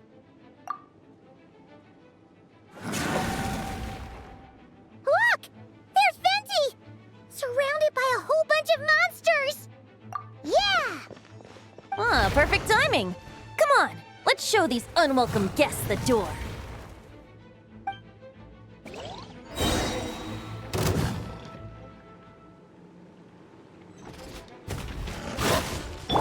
Time for takeoff.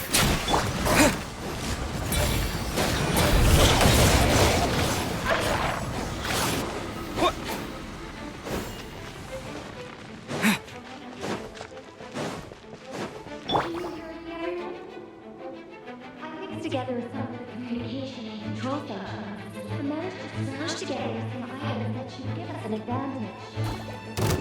These elements devices should turn useful in a pinch.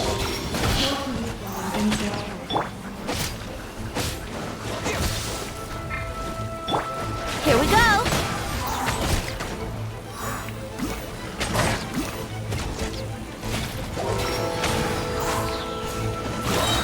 Think you can get away? Ha, brace yourself!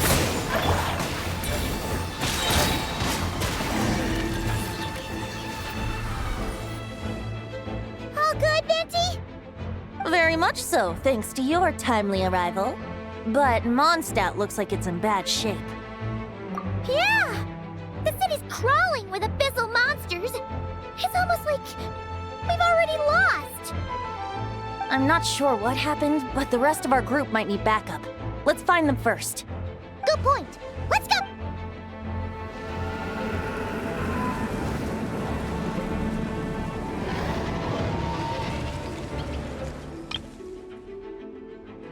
Look! It's Dvalin!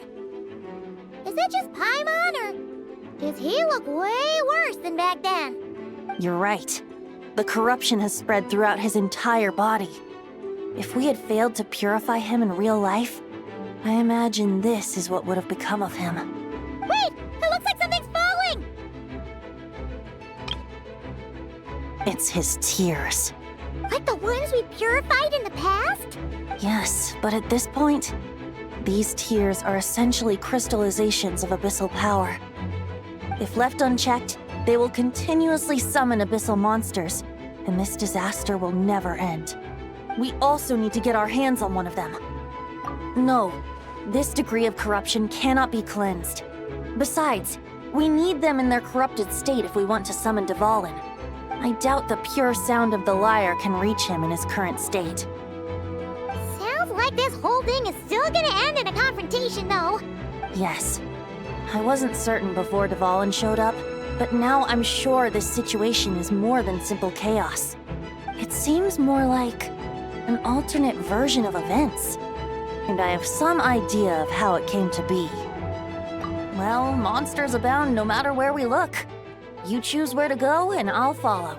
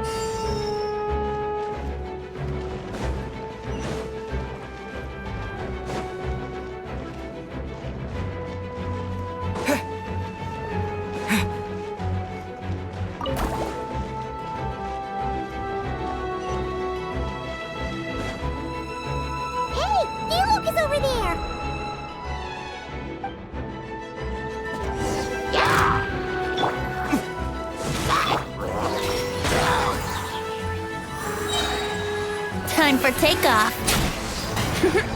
Yeah. Yahoo!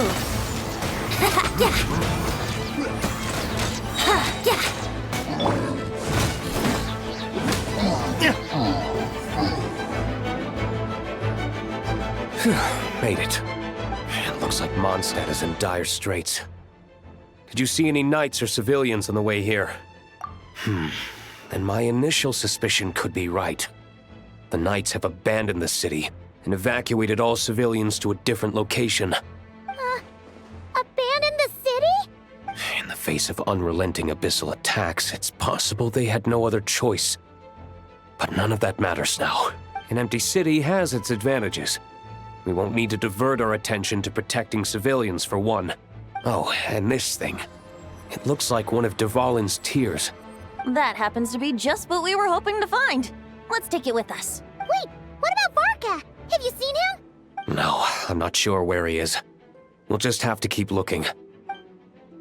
Oh, I think I saw Jean on the other side of the city. I was going to head over after clearing out these monsters. We should go help her. Good idea.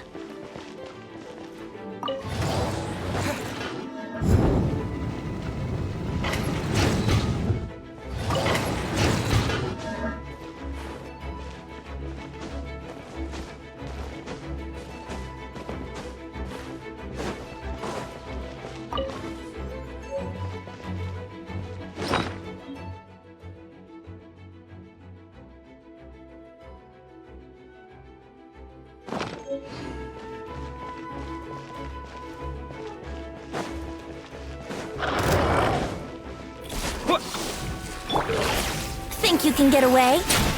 Burn! Here we go!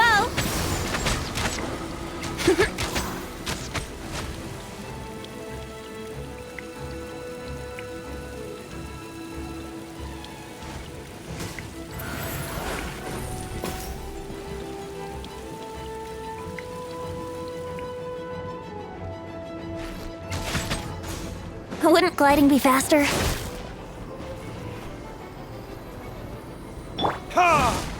Brace yourselves!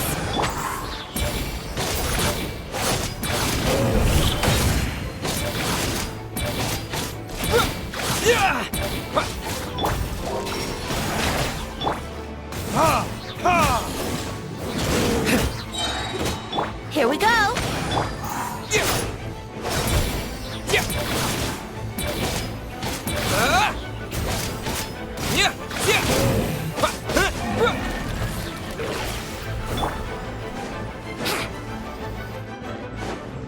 Wouldn't gliding be faster?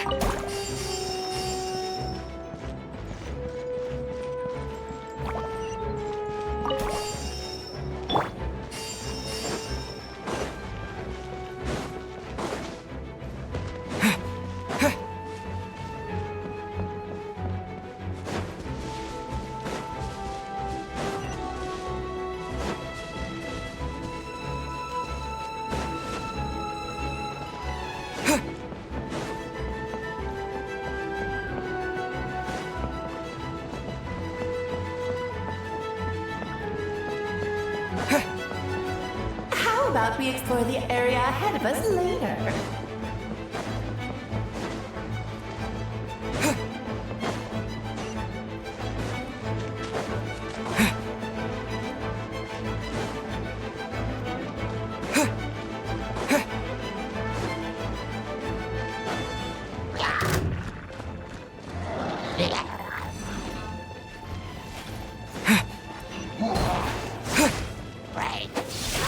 Time for takeoff. Yahoo! Time for retribution! Ha!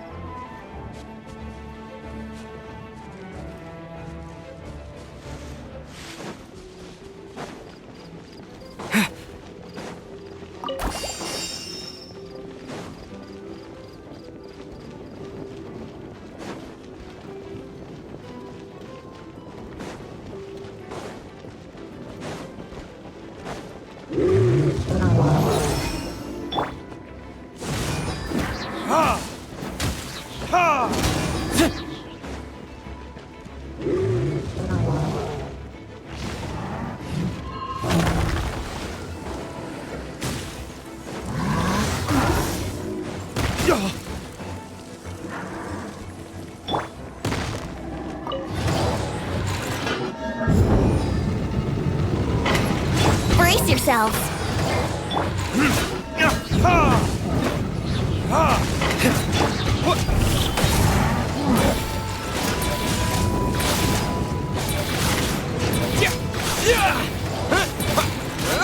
Yahoo!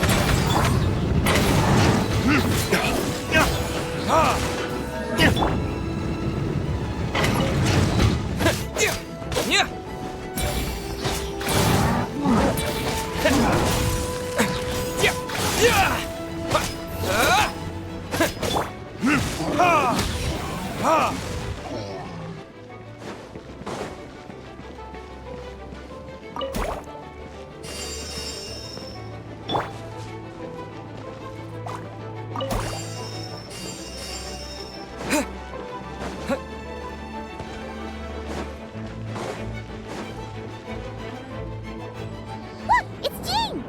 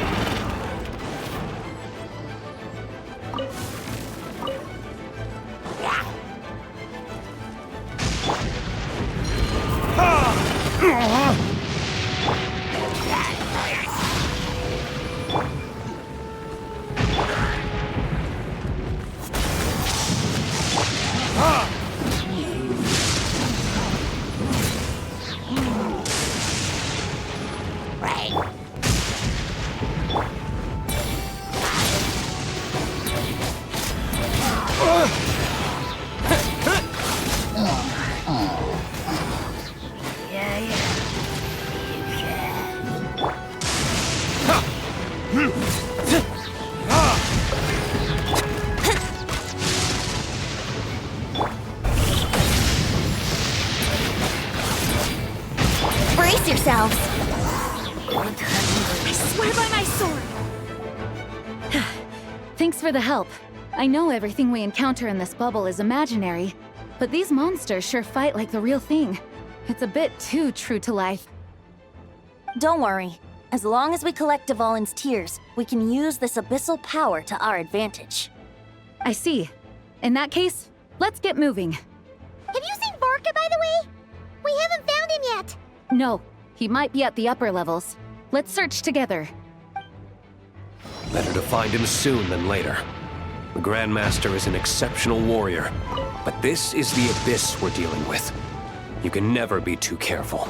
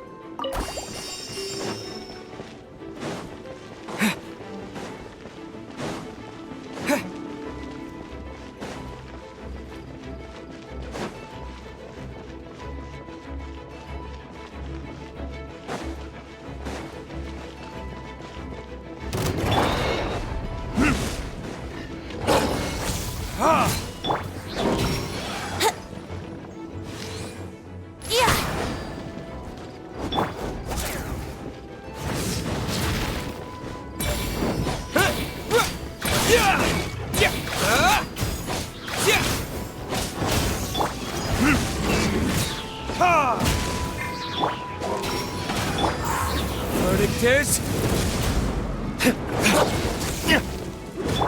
Go as one!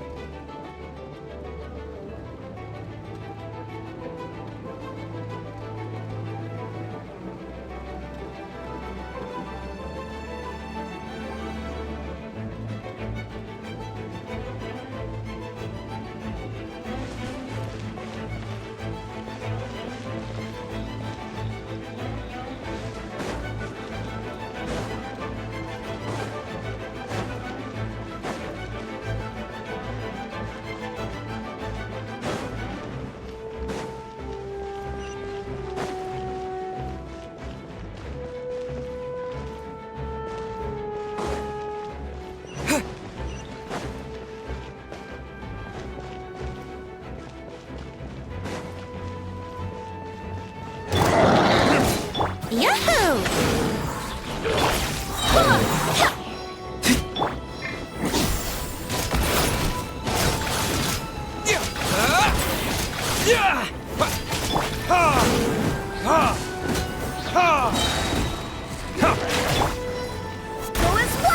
Time for retribution!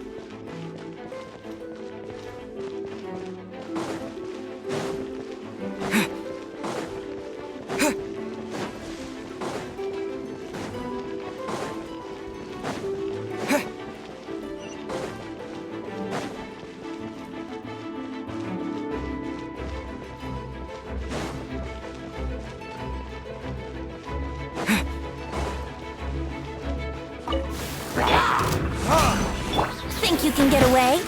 Brace yourself.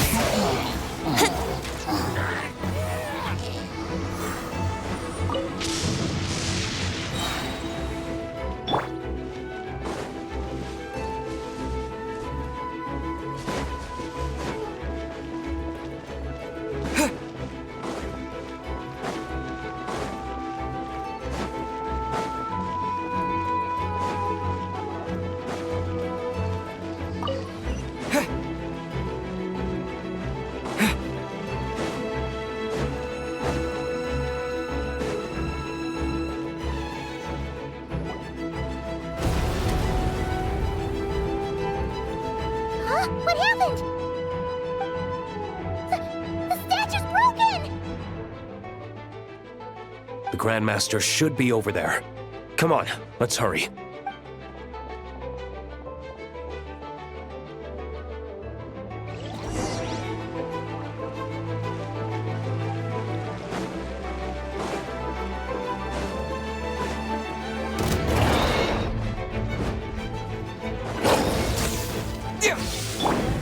Time for takeoff.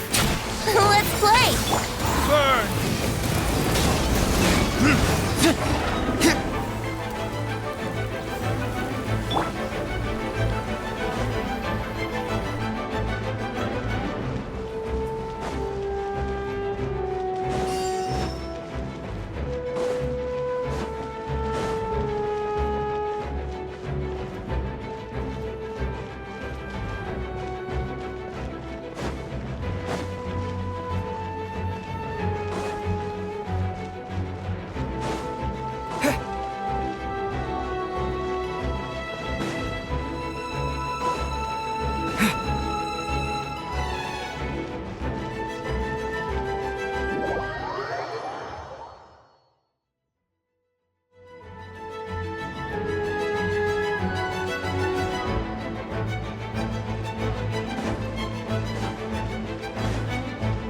How about we explore the area ahead of us later?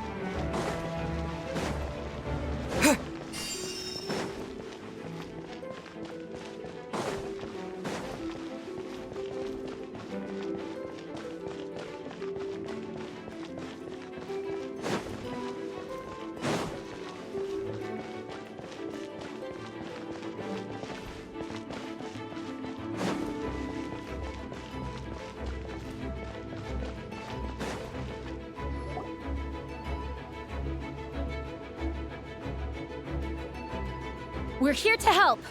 Perfect timing. Let's do this.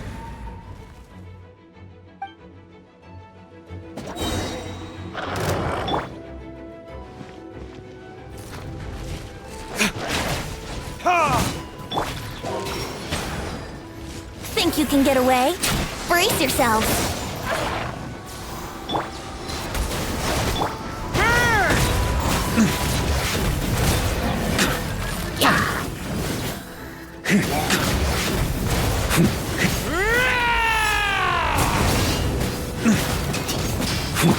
Time for takeoff. Here we go.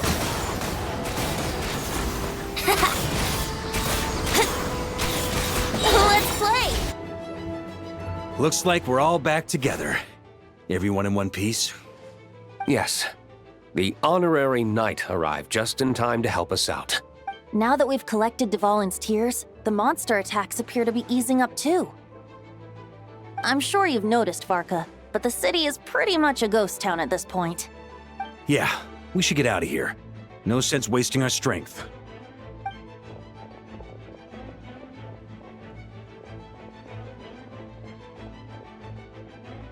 This place should be safe from monster attacks for now, at least. Anyone there?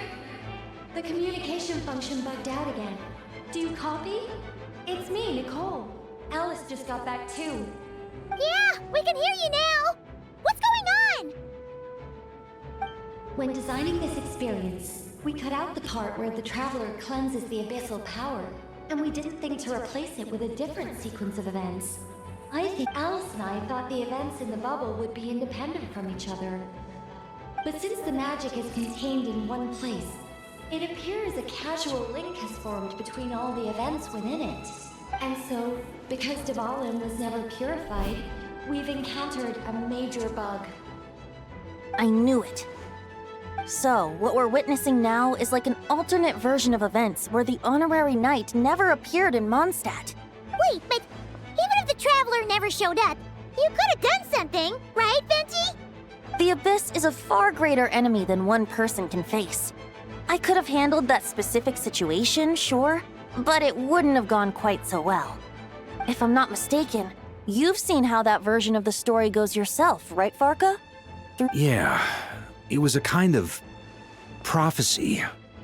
It felt so real, I doubt I could ever forget it. In the end, you were able to seal Dvalin away, but you were wounded in the process. But if Dvalin was sealed, how did things get to this point? Because a seal doesn't solve the root problem. Over time, the Abyss would just grow stronger and stronger, deteriorating Dvalin's consciousness until there was nothing left. Wait! Does that mean what we saw earlier was... The aftermath of Dvalin breaking free from the seal. That's right. He is in dire straits. The power of the Abyss has fused with his flesh and bones. Purifying him now in this state is no different than sentencing him to death. So, if we want to resolve this crisis... We have to kill Dvalin. I know that sounds intense, but remember, this is a fictional world. The real Dvalin is right as rain and a lot more mellow than this one, that's for sure. We have our solution, so let's hop to it. Should be a piece of cake for a group like this. No time to lose, right? We've got Klee waiting for us after all. She's playing somewhere else right now, so we do have some time. Of course, the sooner we resolve this, the better. You're right. This is the only way. I know Dvalin means a lot to you. If this is too hard, you can leave it to us, you know? No need to scar yourself over a game, right? I'll be fine. I was prepared for that possibility back then, too. Let's go. Storm Terror's lair awaits.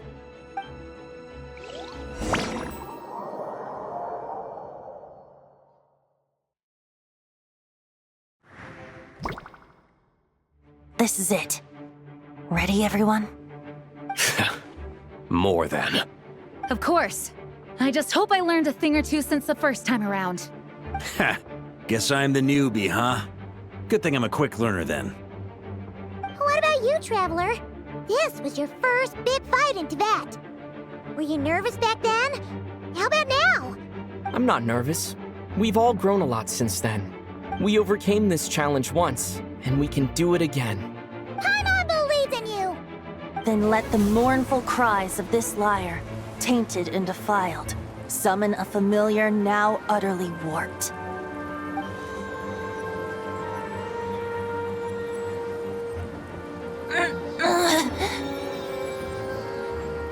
You alright, Barbados? Turning the surging abyss into musical notes is no simple task. But how could I claim to be the finest bard into that if I didn't rise to the occasion?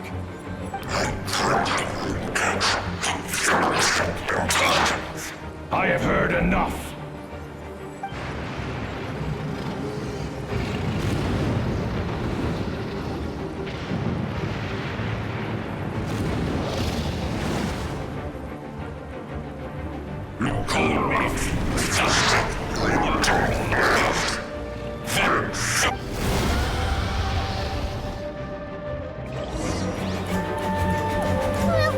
This hulking dragon is as intimidating as ever! Remember, we need to wear him down first before we can attack his weak spot.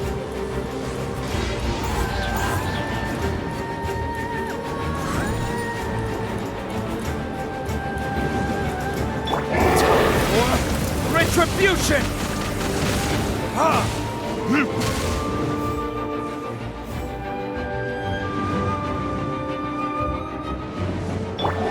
Think you can get away? Here we go! Wouldn't gliding be faster?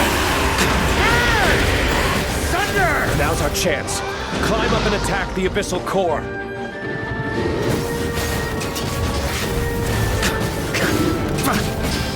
Up the ante!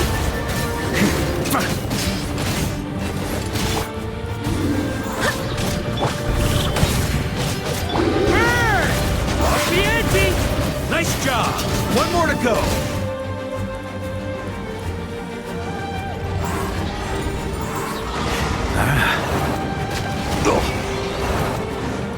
Here.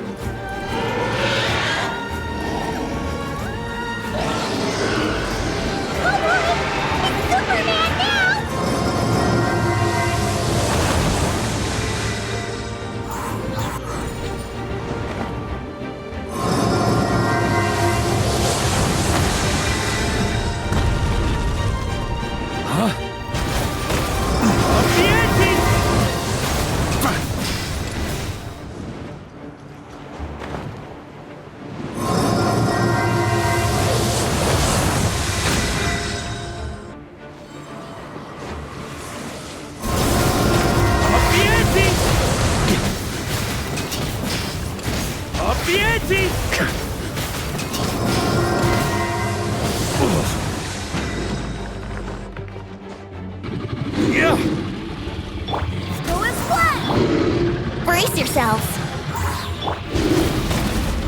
Thunder! Thunder! Thunder!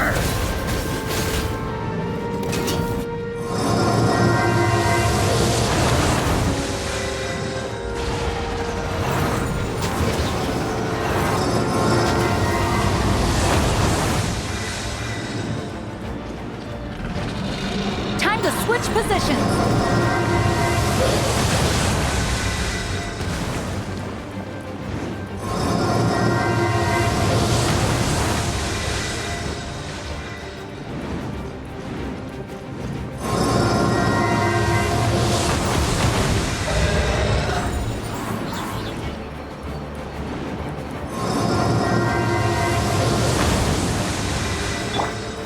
Time for takeoff! Thunder!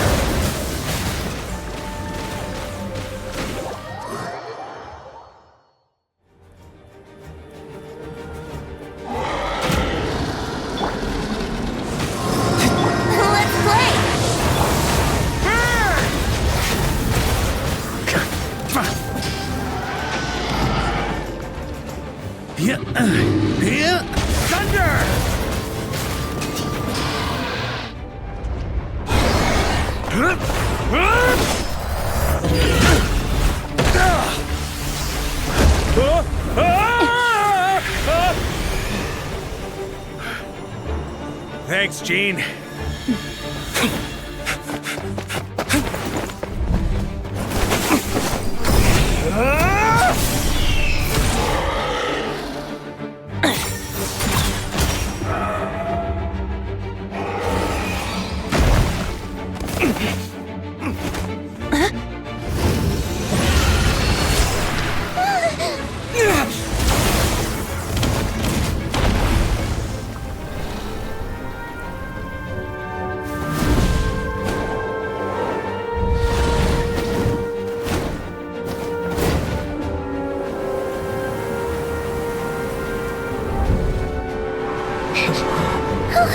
Devon, you're here!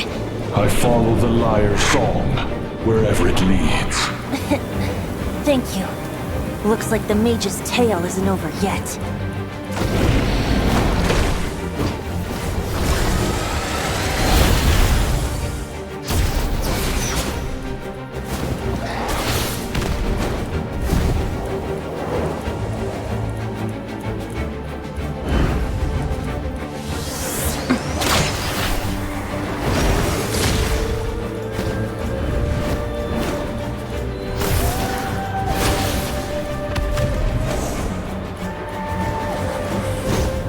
Might not be a happy ending, but someone's gotta strike the final blow.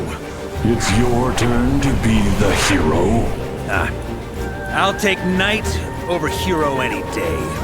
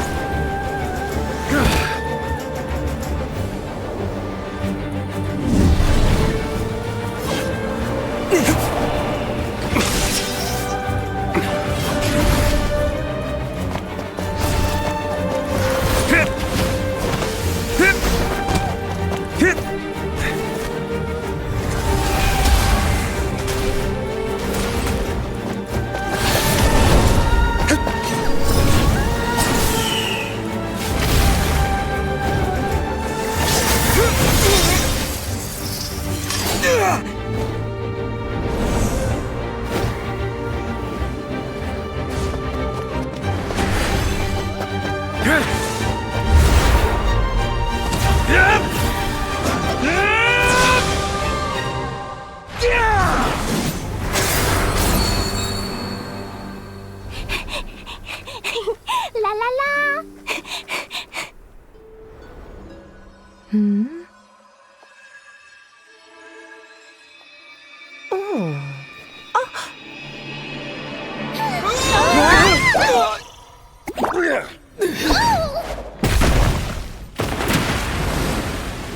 Mom, I'm here to play! Huh?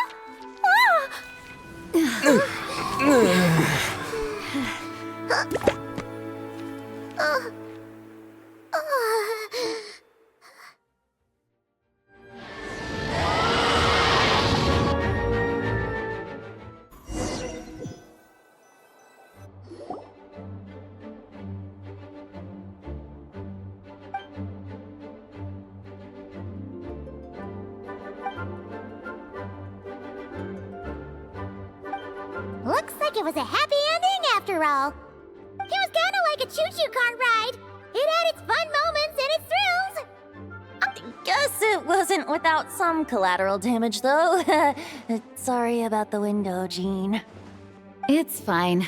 As long as the building itself is intact, I consider that a win. I'll arrange for the window to be replaced at a later date. In any case, we were lucky Dvalin arrived when he did. It would have been tricky to deal with a flying opponent otherwise.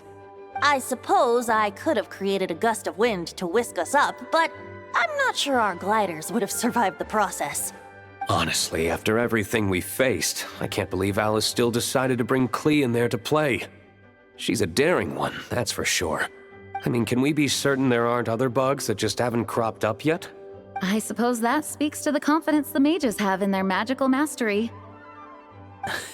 If I know Alice, the whole bubble could have been blown to bits, and Klee still wouldn't have had a single scratch.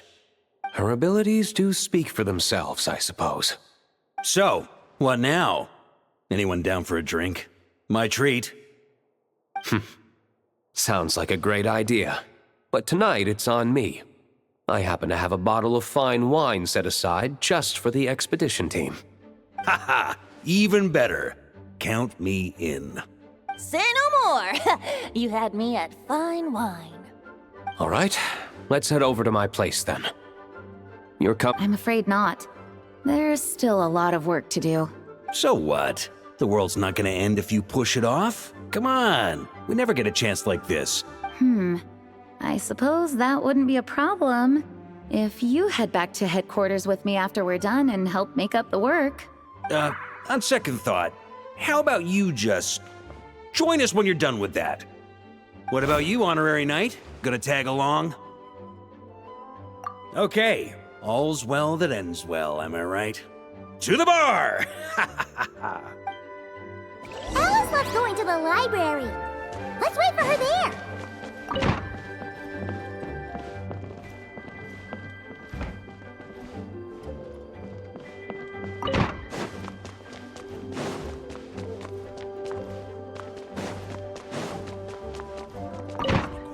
Whoa! Looks like it's been fixed already. Ah, that explains the loud noise I heard outside. So it was Dvalin who fell into the river. Considering his size, the fact that he broke a single window and not the entire wall seems like a feat of magic in itself. Thanks for helping with the repairs, you two. This place looks as good as new now. Does that count as a great feat of alchemy then?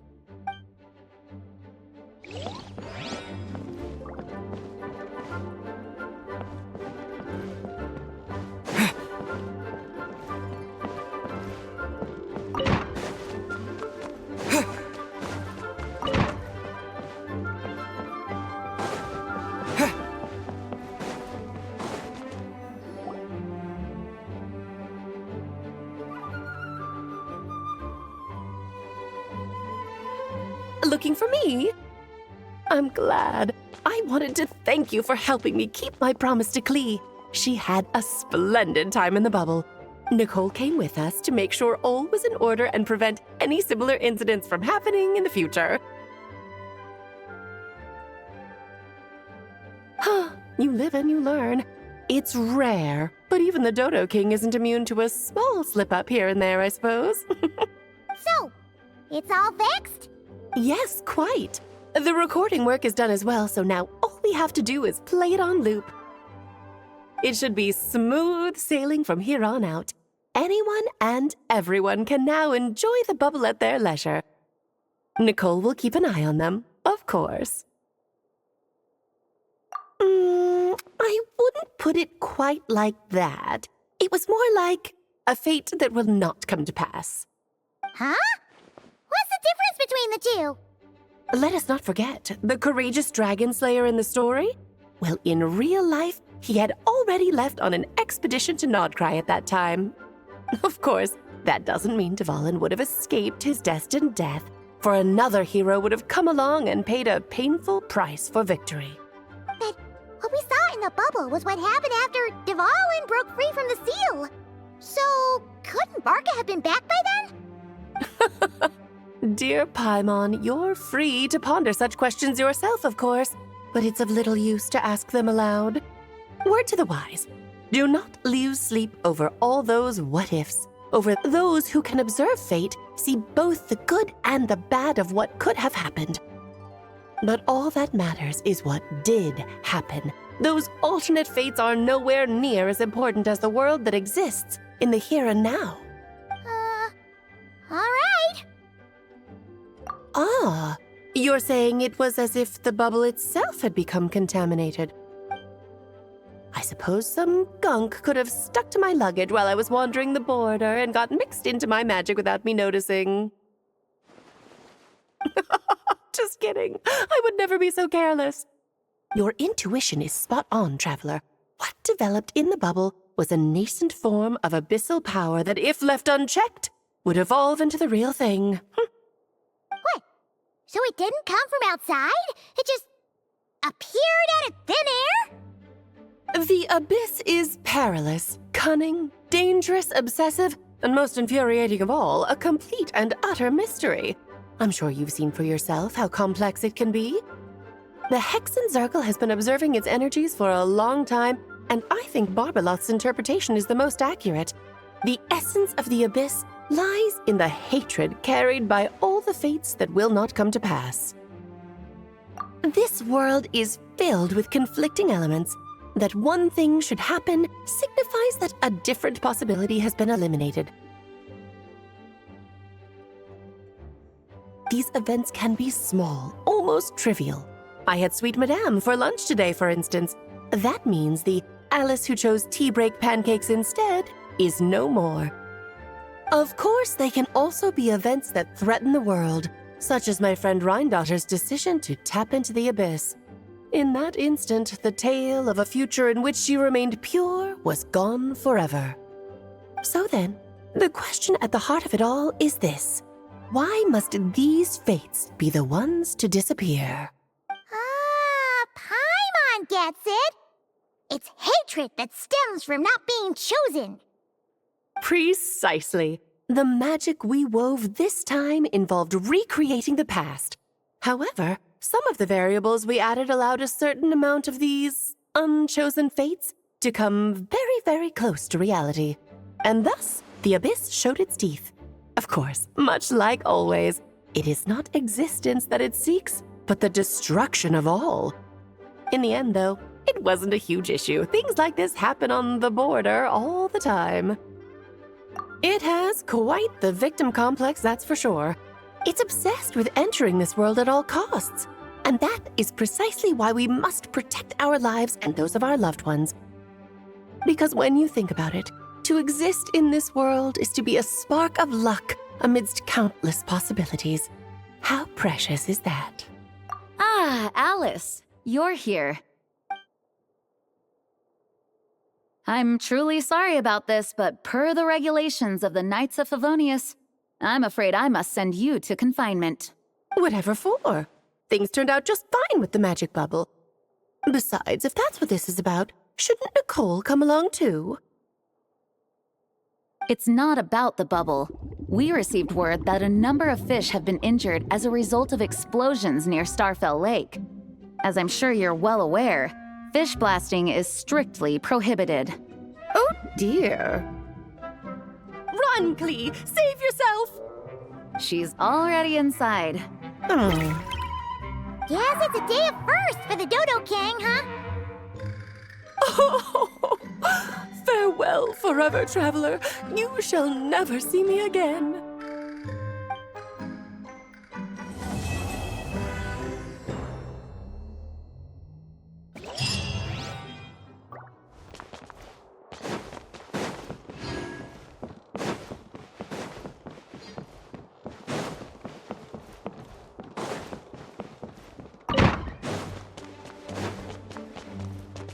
Here, I'll draw him for you. Look, this is the bad guy who made a whole bunch of trouble for Daddy. It's all his fault Daddy couldn't make it back this time. That big meanie! We should blow him up! That's right, he is a big meanie. But thanks to the honorary knight and his friends, he's not going to be much trouble anymore. Yay! The honorary knight is the best!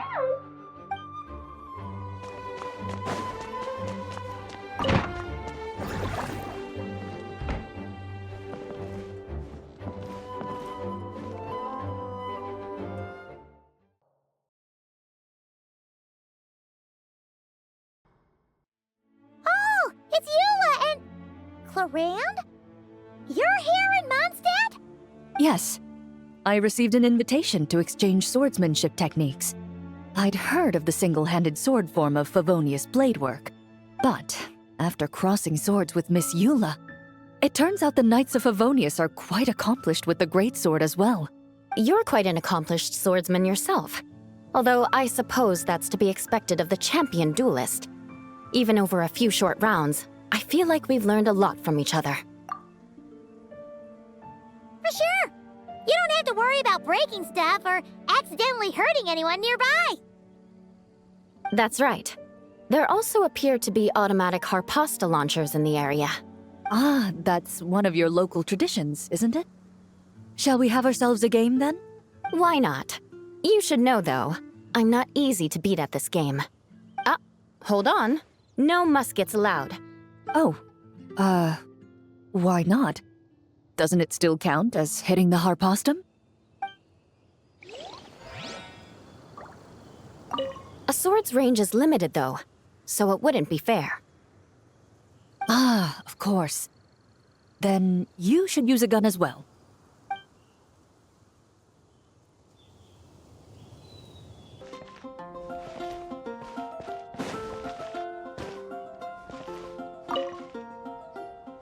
So that's where it was. Diona? What are you doing here? It's my first time seeing these little guys. They're from that land, right? Oh, they're so cute. Alice put a version of the cat's tail here and asked me to run it. It has the setup I'm used to and everything. Now, all I need to do is make some drinks. And you know what? This is the perfect chance to change all the ingredients to super weird stuff. I'll get people to lose interest for sure. Looks like your campaign is going strong, huh? Of course. The only thing missing is the cats, actually. They seem to prefer the real cat's tail. But that's not a huge surprise. Cats are sensitive about where they live. Even if the place looks exactly the same, they'll know something's off. So, Alice said she would find different staff instead. And then these little saurians appeared. Aww. Then it gave me a few pointers on how to get along with them. Turns out, there's not a huge difference between them and a cat or a dog. Hey, then you should call this place the Saurian's Tail instead.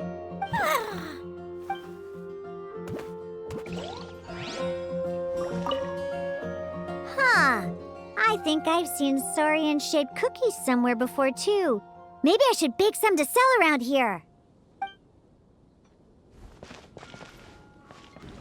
Huh? Weird. Did Mondstadters always raise boars around here? Found it! Barbara, over here! Coming! Oh, how did this happen? Barbara and I were just grabbing some food at Good Hunter. But then, how do I even put this? The sweet madame and sticky honey roast we ordered came to life. Sorry, what? That's right. I managed to catch the sweet madame earlier. Come on, let's wrangle this thing so we can head back and eat. Wait, what? Uh-oh. What is it? More pigeons and forest boars! The rest of our lunch is making a break for it!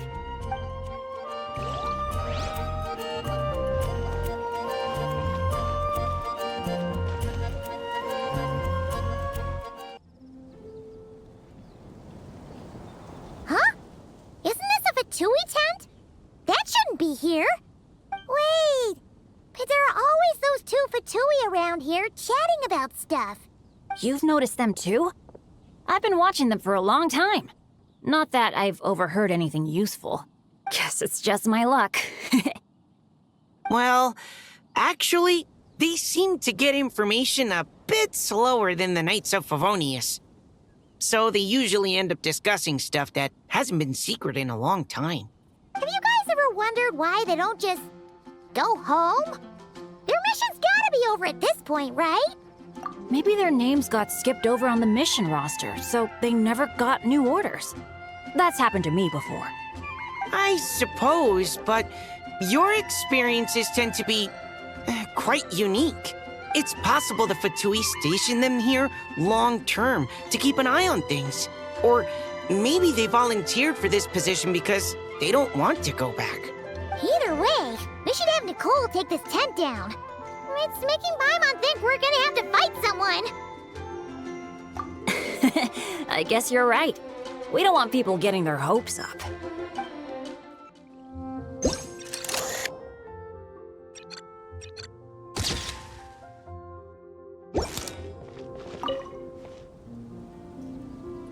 Hey there, friend. Well, we couldn't just drag Catherine in here, could we? What would the Real Adventurers Guild do without her? Not that she ever shows it on the outside, but she's one busy bee, that's for sure. I mean, just think about how much time it must take to travel between all the different nations. Anyway, I heard this whole world was constructed from magic. Incredible stuff. Even the books on this shelf are real. Not a single prop to be found. Huh. I really gotta take a better look around once this gig's done. Not today, I'm afraid. The funds I need haven't transferred in yet. Once I've earned enough more from this trip, I'll open up shop at the usual spot. True, but it doesn't seem like the people who created this place set up anything like that. Hey, why don't I go ask for some, and then we all can have a few? Huh. But could we even take them back into the real world? That's the question. Wait, Emily? Huh, it's been a while. Hello, you two. Looking to buy some flowers? Yes, I came to Mondstadt to collect a few samples for new scent ideas, but I wasn't finding anything. Then, this lady who called herself a mage told me she had a bunch of rare plants she was sure I'd never seen before. All I have to do is manage this flower shop, and I get to research these plants all I want. Nice! That should help you come up with something new for sure. If there's one trait they have in common, I think it would be the feeling of summer. Refreshing and clear, cutting through the full-bodied and dreamlike floral notes. I certainly have a lot to research, so I think I'll be here for a while. Did you need anything? We're looking for things in here that are different from the real Mondstadt. Do you mind if we take a few pictures of these plants? Hey, since you like them so much, why don't we ask Nicole if you could preserve them in some way? Really? That would be amazing. This is my payment after all.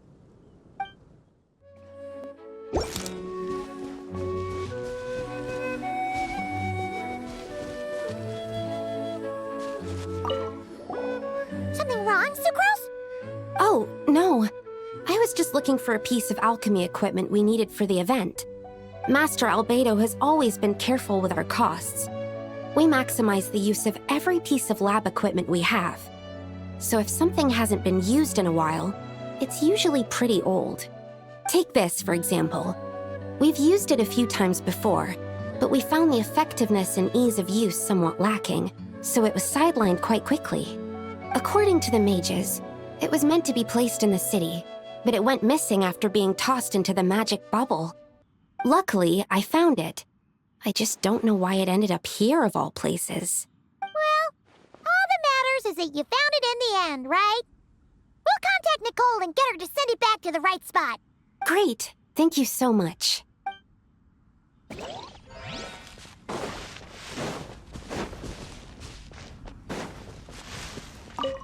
At least I managed to track it down. A tent tortoise? That shouldn't be here at all. Definitely not.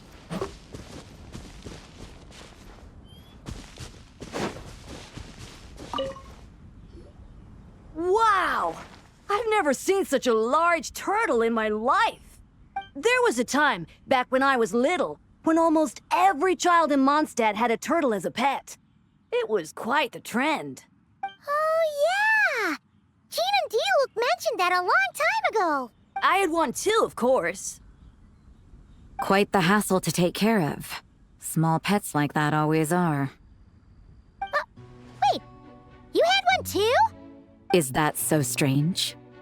Oh, no, of course not. I could bring it back to the church and raise it. It can stay behind the cathedral. I'll even build it a pool. Can't be too hard to raise, right? It looks like a tough cookie. Not happening. The next thing you know, you'll have an invasive species on your hands. Just tell that mage to put it back where she found it. Guess that's for the best. Can't be too hard to raise, right? Not happening. Another tent? Huh. This one's kinda nostalgic too. It's here because I refused to let that mage use my house as her playground. But we still needed an additional rest area for the guests, so we set up this tent instead. Huh. Looks like we can use this device to keep in touch with the mages or get some hints. Kinda like we were able to do back then, remember? Now that you mention it, the arrangement is almost identical. Nights on vacation, summer, the sea, and a small little wave rider. It's all taking me back. However, you're forgetting about the part where we were stranded on a deserted island and couldn't even make it across the water. Oh, I remember. At least I wasn't dead weight in that situation. Fun times, huh? So, the mages prepared this stuff then. Be my guest. You know, the expedition in Nodcry is coming to an end, but knowing Grandmaster Varka, I imagine there will be another chance to set off in the near future. Not that I'm extending an invitation, I'm just mentioning the possibility, that's all. That's our honorary knight. No matter the mission, you always have a place among our ranks. Come talk to me when you do have an official invitation, then. I have other things to do in the meantime. The intel I have on hand is pulling me in 100 different directions, but unfortunately, time off isn't one of them. That's a shame. I take vacation whenever I can get it, and it's still never enough. For once, I feel the same. Such a succulent fragrance of grapes. Ah, this place is heaven. Had I a mouth that could move, I doubt I could resist eating them right off the vine. This is awesome. Whoever lives in here must be a person of means indeed. Even in a storybook world like Simulanka, we could never afford such a big estate. Wait, but this is a world inside a story too, isn't it? Oh, hello! Is something wrong? My apologies, but the event taking place at Dawn Winery is not open to the public quite yet. Allow me to show you around a different area. Ah, I see. That's... Oh, it's Noelle! Hey there! Oh, hello, you two. Well, Miss Alice thought things might get complicated around here, so she said she needed someone capable who could get the job done. So she flattered her way into dumping a bunch of work on you? Stuff that isn't even related to the Knights at all? Oh, no. Mr. DeLuke was there too. He said he would appreciate some help guiding the tour groups from different worlds that are here to visit. Tour groups from different worlds? Oh, right! The Golden Apple Archipelago, the Valurian Mirage, Simulanka? The gang's all here! Oh, it's all right. I'm happy to help. Please head this way, everyone, and we'll get the tour started. Greetings. My name is Ask Me for Directions Arnold, and I am searching for the whereabouts of a certain lovely lady.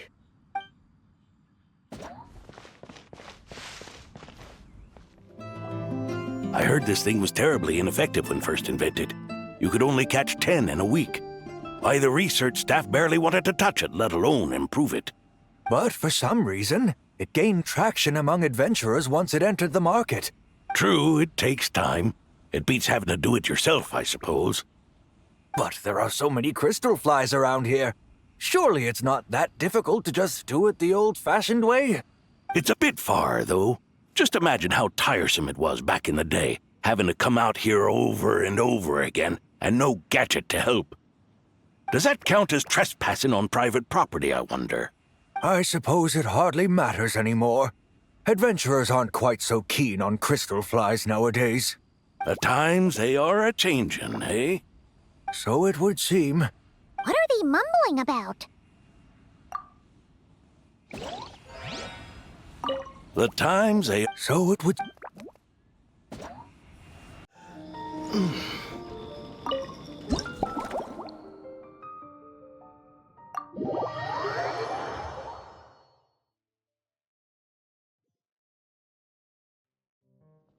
Oh my, it looks like Hertha has gone back to her duties, and Glenfidia is away somewhere too.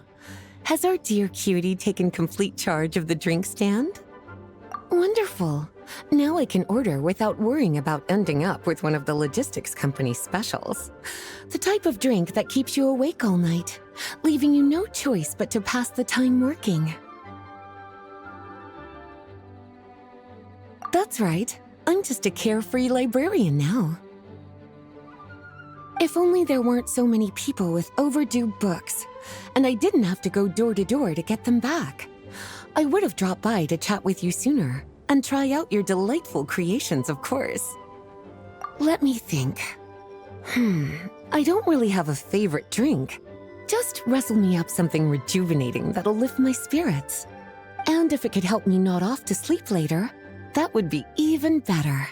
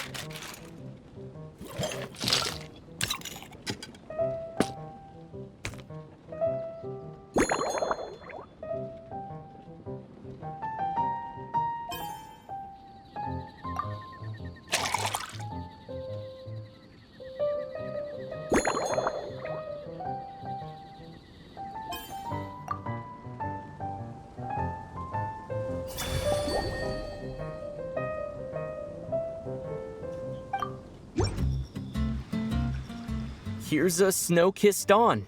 Hope you like it. It's delicious, cutie. Pleasantly tart, sweet, but not cloying, smooth on the palate, with a refreshing aftertaste. If anything, though, I seem to be feeling a little more energetic than I'd like.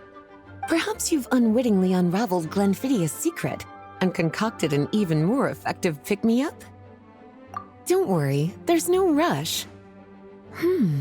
Your eyes are aglow with curiosity, as though you have many more questions to ask. Let's chat for a while. Take your time. Inspiration will come soon enough.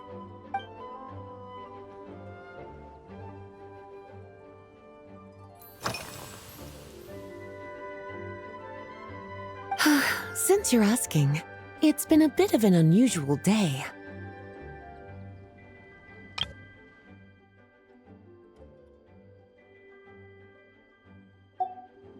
There's a chef, fresh out of training in Fontaine, who's recently taken up a position at the Goth Grand Hotel. She borrowed our most valuable book, the Mondstadt Millennial Compendium of Desserts. Apparently, she plans to use dessert-making techniques to improve the taste of various savory dishes. Something about reducing their greasiness. Indeed, and judging by the results, she rather overdid it with the caramel sauce. What should have been fragrant meat slices ended up tasting nauseatingly sweet. Caramel sauce is such a fantastic ingredient, you know? It never fails to please when added to drinks. Sometimes I even add a spoonful to my afternoon tea. Improving food, I suppose, isn't always about being as creative as possible.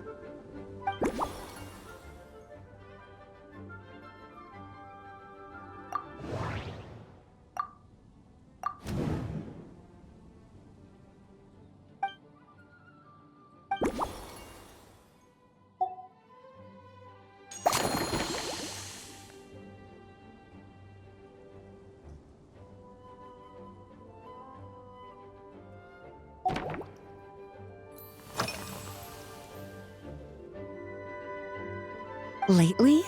So careful with your wording, cutie. Is that because you think that I, too, might have changed since we last met? Or simply because you can't remember? Not bad at all. A flawless answer.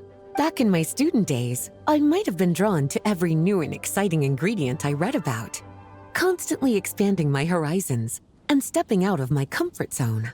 But to paraphrase a certain Leo-Ed legal expert, my life is fast approaching a state of living out one's golden years in peace and comfort. I'm no longer so easily moved by adventure and excitement. I'm sure you remember, a few years ago, when we were adventuring together, you found me that sweet-tasting alchemical ingredient. Well, my tastes haven't changed a bit since then.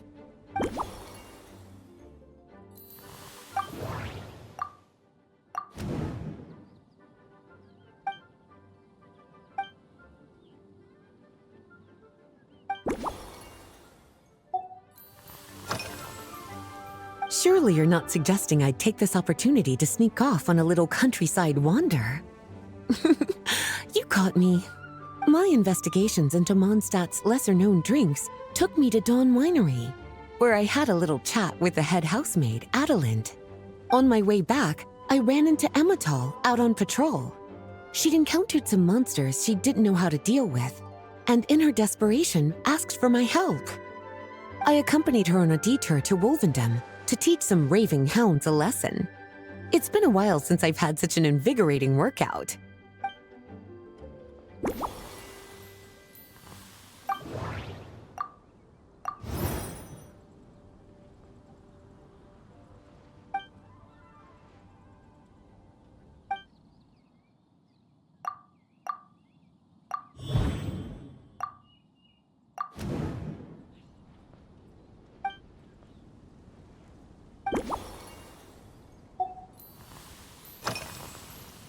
Oh, this? That was for another of today's little errands. A large contingent of the expedition team will be returning to Mondstadt soon. They've been away for such a long time, so there's a good chance many of their tastes have changed. Jean asked me to visit some of their families to try and get a better understanding of what new ingredients might satisfy our knights' changing preferences. Well, they've all devoted their blood, sweat, and time to protecting Mondstadt. They deserve some care and respect in return. Based on what I gathered, the most requested ingredient was cacahuatl from Natlan. It seems like our knights have developed a taste for cocoa. In their letters, many of them mention that they rely on cocoa to keep themselves energized. I've tried hot cocoa myself, and I must say, I find it just as effective as coffee when it comes to staying alert.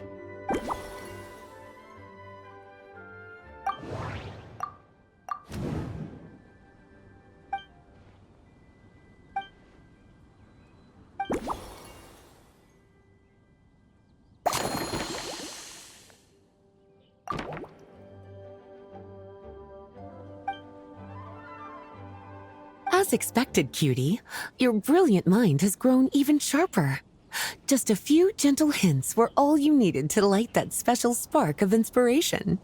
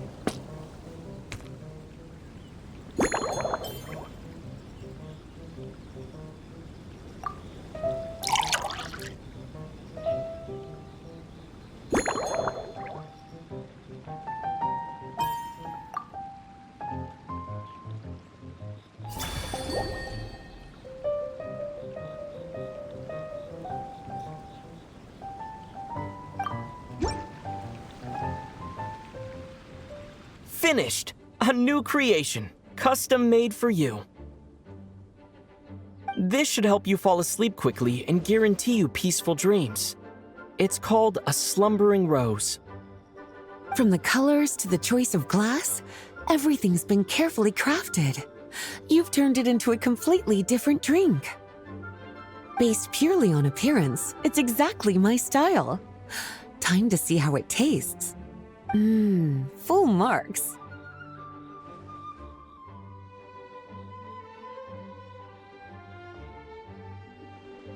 It's like savoring an exquisite dessert before taking a stroll along the shore of Cider Lake, with a gentle breeze caressing your skin, relaxed and at ease.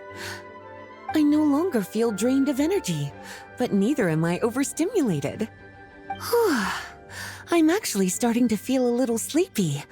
As a bedtime drink, this is pure perfection. So good, in fact, that I feel like writing an article to extol the virtues of this slumbering rose. I can use it as an opportunity to crown you the new maestro of mixology. Speaking of lakeside strolls, why don't you join me next time there's a clear, warm day, when the sun is bright but not too harsh? Any walk would be more relaxing with you to talk to along the way, cutie. Then, when we get back, you could fix me up another glass of slumbering rose. And I'll make just as sure to hold you to that. When the time comes, I won't accept any excuses.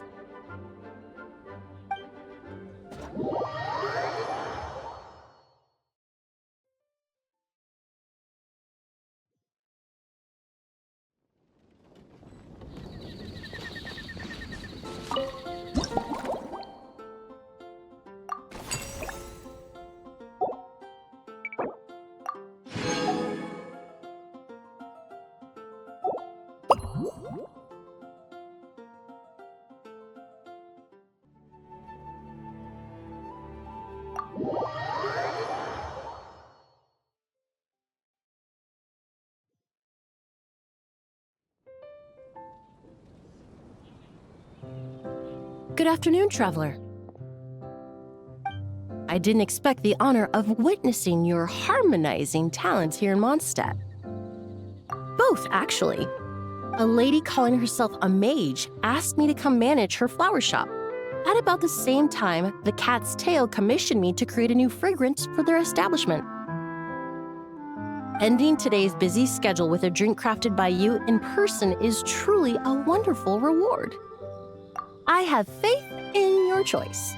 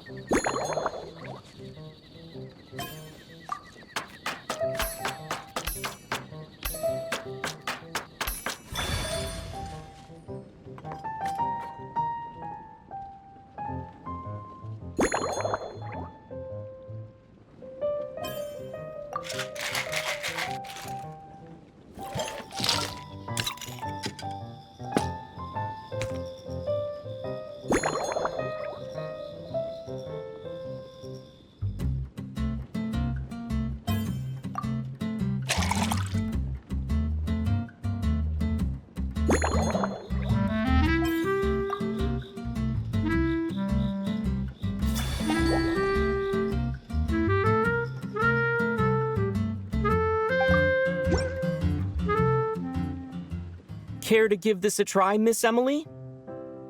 Your artistry is truly a pleasure to watch.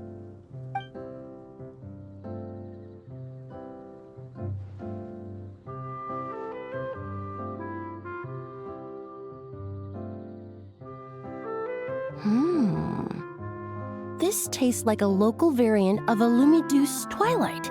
Am I right? The gentle and elegant taste, with its distinct layers combined with a hint of Mondstadt's characteristic scent, offers quite a welcoming flavor, all the while avoiding potentially discordant aromas.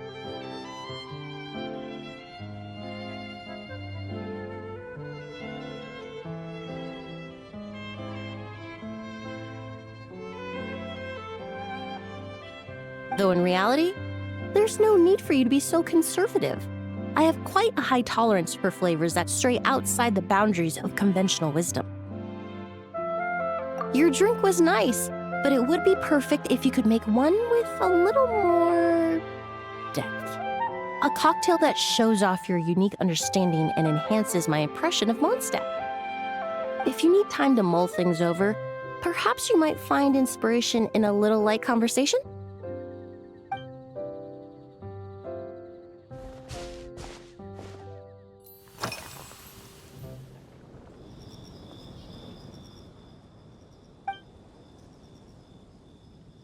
It really is. A while earlier, I watched a whole run of fair weather clouds float by, fluffy as pillows. It's not overly humid either, and the wind is gentle too. In such conditions, one's sense of smell is heightened, but not to an excessive degree. When scents are blended well, they naturally combine with the ambient context, leaving particularly powerful impressions.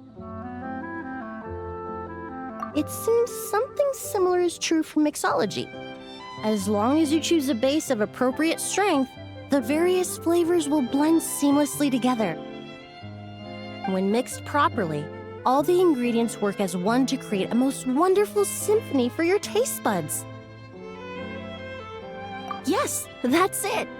Now I think about it, layering distinct flavors doesn't really suit my personal preferences. Usually, after work, my friends from the Maison Gardiennage sometimes treat me to a few drinks. I usually stick to fruit tea. That way I can get straight back to work after our gatherings. If it's before a holiday and my friends are in high spirits, I sometimes order a small glass of sparkling fruit wine. There was an officer named Terena who used to treat me to aged Corte wine. But since she was transferred to the Special Security and Surveillance Patrol, we haven't had the chance. In the world of science, high-proof alcohol is a widely used solvent. I've grown well accustomed to the smell of it by now. Besides, when I'm slightly tipsy, my state of mind changes, which in turn alters my approach to perfumes. It doesn't matter if the result is good or bad, it's all about trying something new. So I don't mind drinks with just a little bit of alcohol, but I don't like anything too strong.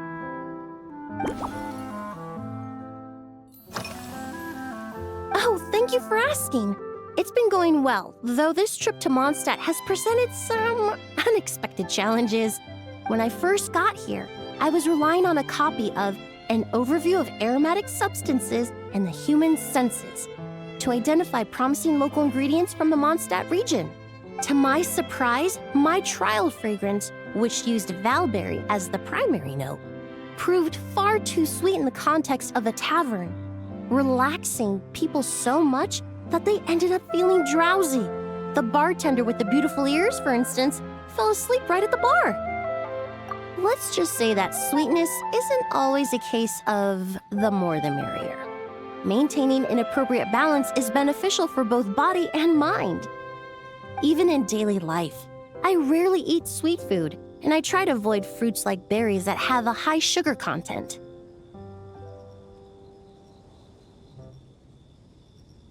In the end, I completely eliminated valberry as an ingredient and turned instead to windwheel aster, with some success, I might add.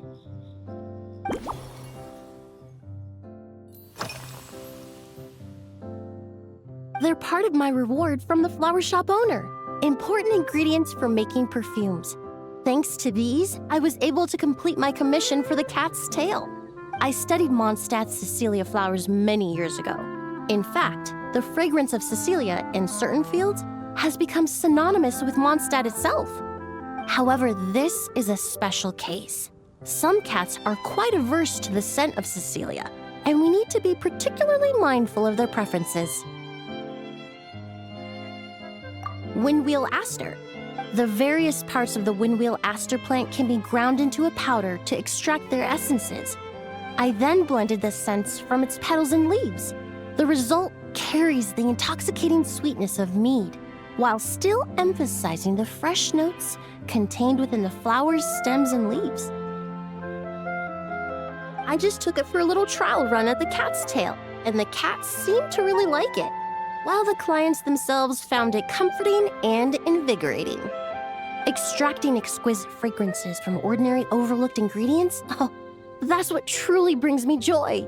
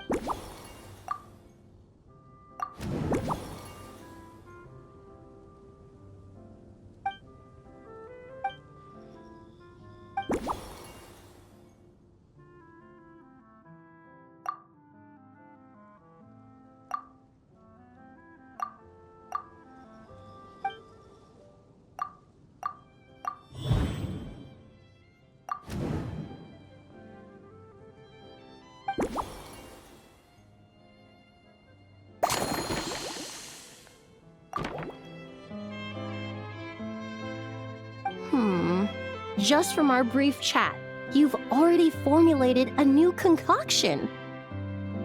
Perhaps you possess a natural talent for this kind of creative work.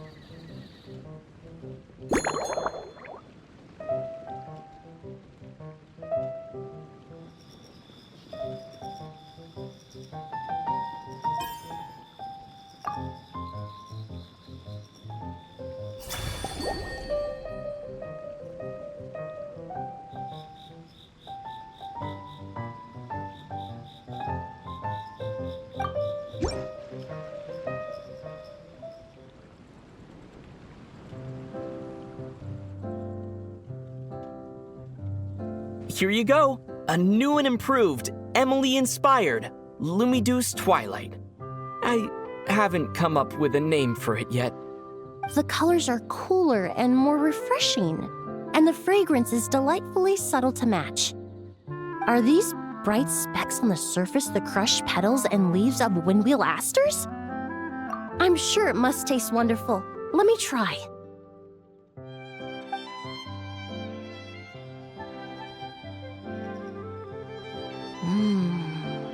In the language of flowers, the windwheel aster represents the visible winds. Your cocktail not only captures their form, but also the fragrance they carry.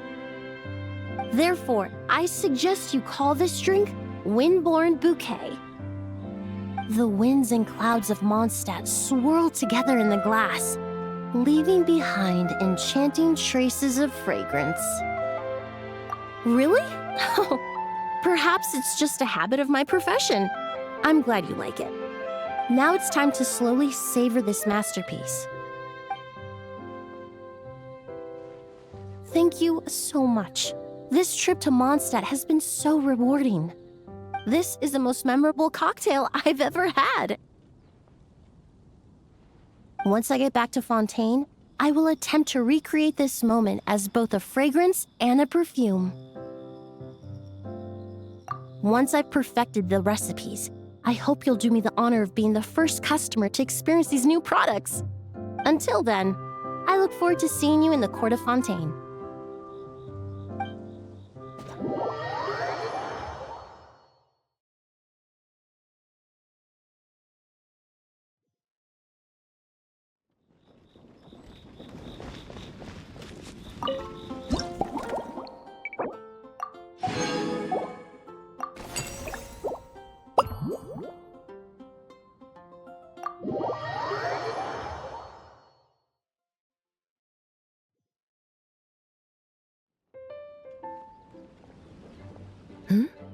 So you're looking after the drink stand now. If I'd known sooner, I would have stopped by this morning. I've got to say, I'm getting curious. I've heard a lot about your mixology skills. I wonder what kinds of drinks you can mix with the ingredients Glenfiddich has prepared. I don't have much of a choice. It's just one thing after another right now. First off, the Knights of Favonius annual combat assessment is coming up. And this year, the standards are higher than ever. As the captain of the reconnaissance company, I have to lead by example. At the very least, I need to rank as one of the top 3 captains in the practical portion. So, I've been intensifying my training lately. Being a descendant of sinners means I have to work hard to maintain my position. I'll have you know I've never once neglected my duties. Anyway, on top of all that, my duel with Miss Clorand required a lot of focus and energy. Learning how to turn defense into attack and seize the initiative when facing a combined assault from sword and musket. Even now, I'm still chewing through the details. But in the end, the exchange went well, and both parties learned a great deal. Never mind writing reports from 6 different perspectives, I feel like there's enough worth mentioning to write 24 of the things. Oh, I sure could. Anything that'll perk me up would be welcome. I'll leave the details to you.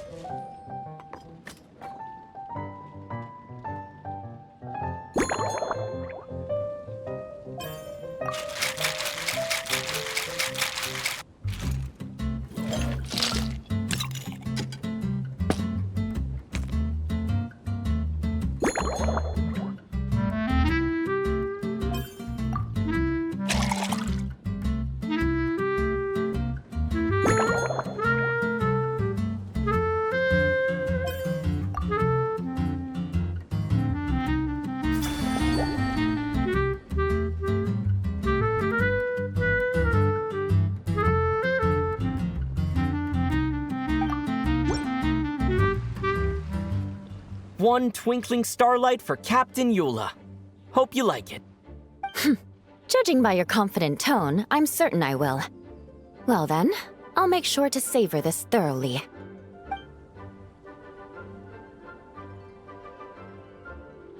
Huh, not bad. Sweet and tingly, with a delightful airiness.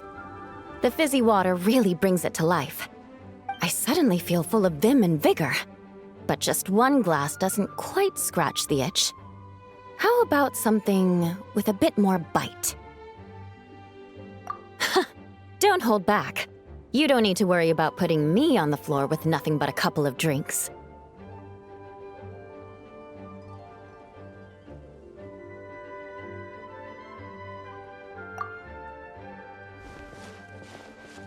Works for me. The first company hasn't assigned me any paperwork for tonight, so I'm free to catch up and try your new creations at my leisure.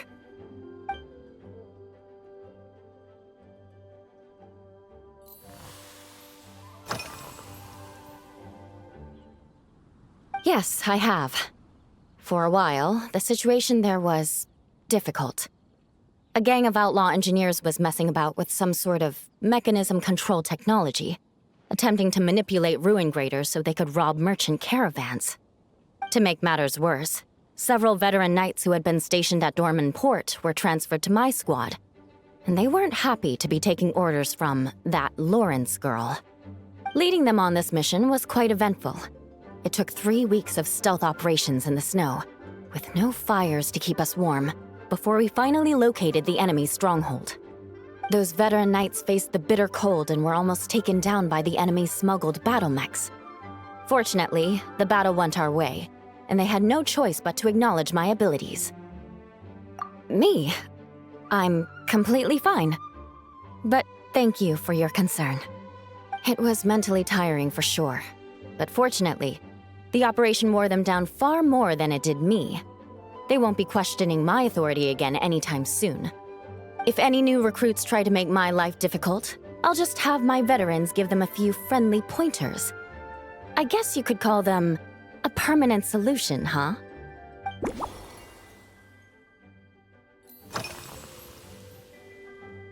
If you want to know what I've been eating recently, I'd better start by mentioning the logistics company's latest revolution. They launched a diet improvement initiative and started distributing a form of standardized canned food to knights operating in the wilderness. In the past, we only had dry rations. Every mealtime we had to set up pots and campfires, roll dice to choose a cook, and take turns standing guard. In all honesty, it was a bit of a hassle.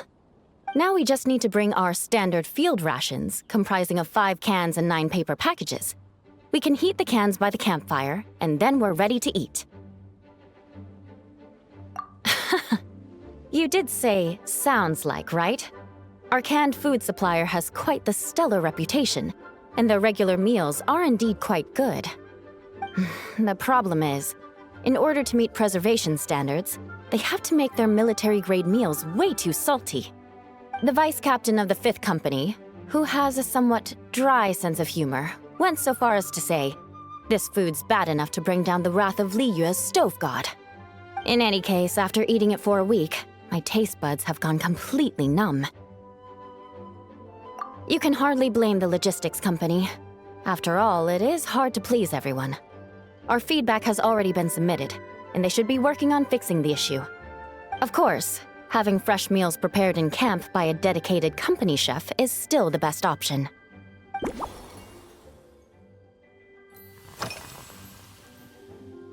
That's right. The merchant I got it from called it Romaritime flower fruit extract. It has a very unique smell. Here, have a bottle. Oh, it's a necessary courtesy. In that book Miss Magistus lent me, The Blade Dancer, 20 Years On, it says, after a duel, a Fontanian swordsman will politely invite their defeated opponents to a banquet. To properly play host to Miss Clorinde, I searched for quite some time to locate a rare goods merchant in Dorman Port who sold this juice. I had my doubts at first, too. But Amber said something that makes a lot of sense. She said that even if this custom doesn't really exist, following it still shows I've made an effort to understand Fontaine's cultural heritage. Besides, who doesn't like trying new things, right? When I gave it to her at our post-training banquet, Miss Clorinde really did enjoy this juice.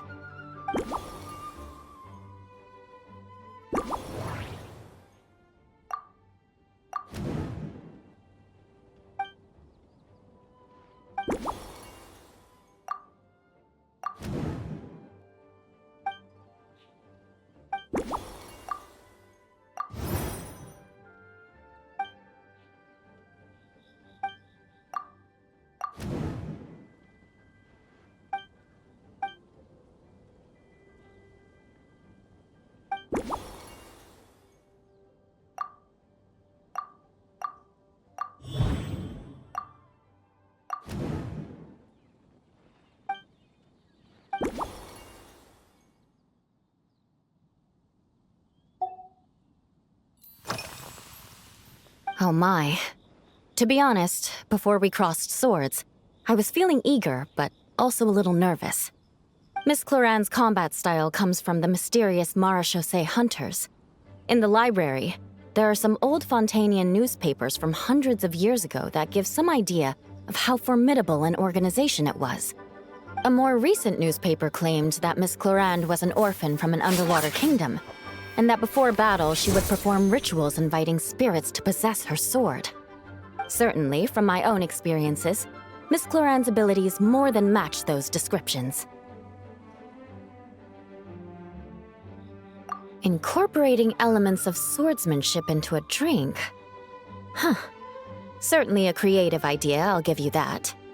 A commemorative cocktail at a time like this sounds nice, but How do you plan to express something like swordsmanship with a drink?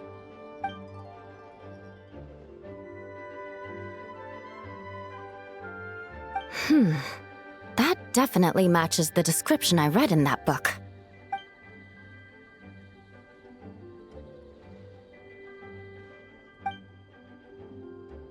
That's right. You really know your stuff. I doubt there's anyone else in all of Tevat who could come up with such a perfect metaphor.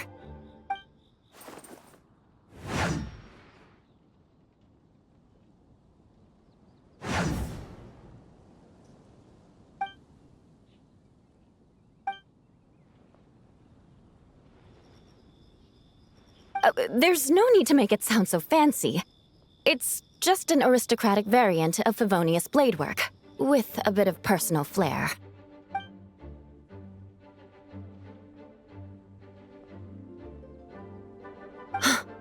Firewater. In recent years, firewaters gained popularity the world over, following in the wake of prosperous Snezhnayan merchants.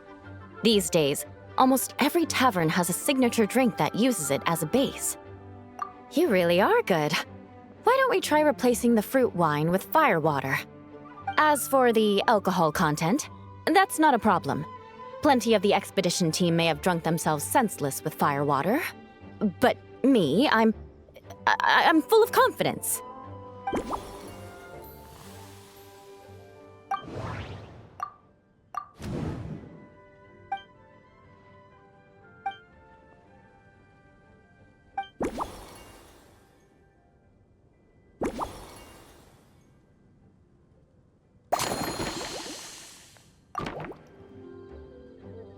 Brilliant! I'm looking forward to seeing how you do.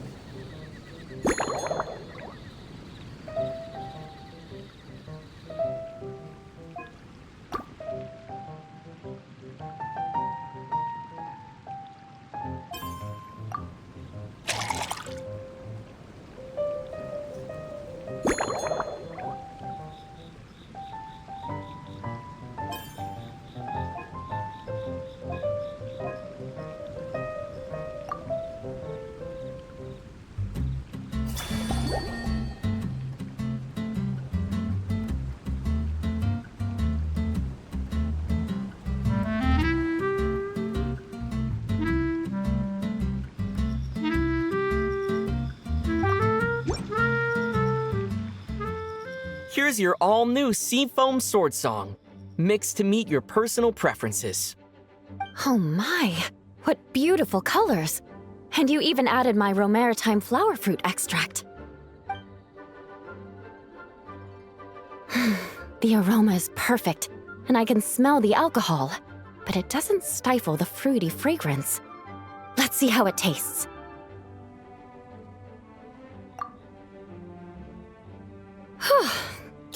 Give me a moment to come up with the right words. I need to think carefully.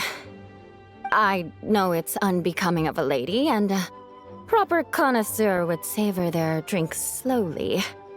But I'm sorry, this is just too good to be true. Can you mix me another?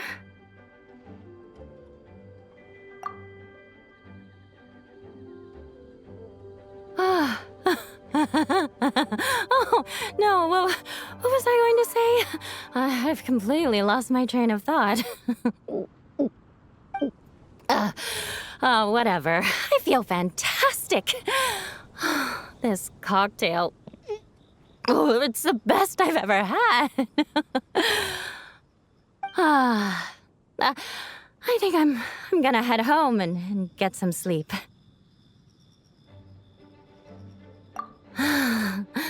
Don't worry about me. This is the happiest tipsy I've been in years. I'm still far from being drunk. By the time I've written up those reports for my exchange with Miss Clarend, I'll have been on duty for 3 months straight. Jean, the acting grandmaster. Isn't it about time she gave me some time off? I won't be forgetting this injustice in a hurry. You mark my words.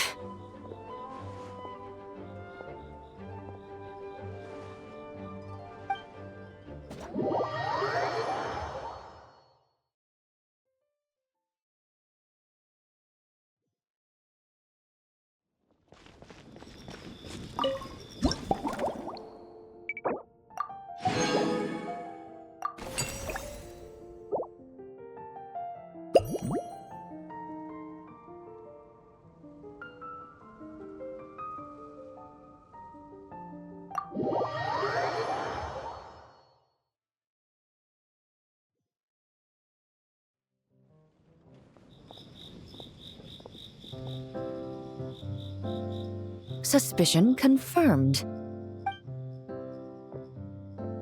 While patrolling the area, I was sure I'd sensed a familiar presence, so I came over to take a look. And sure enough, here you are.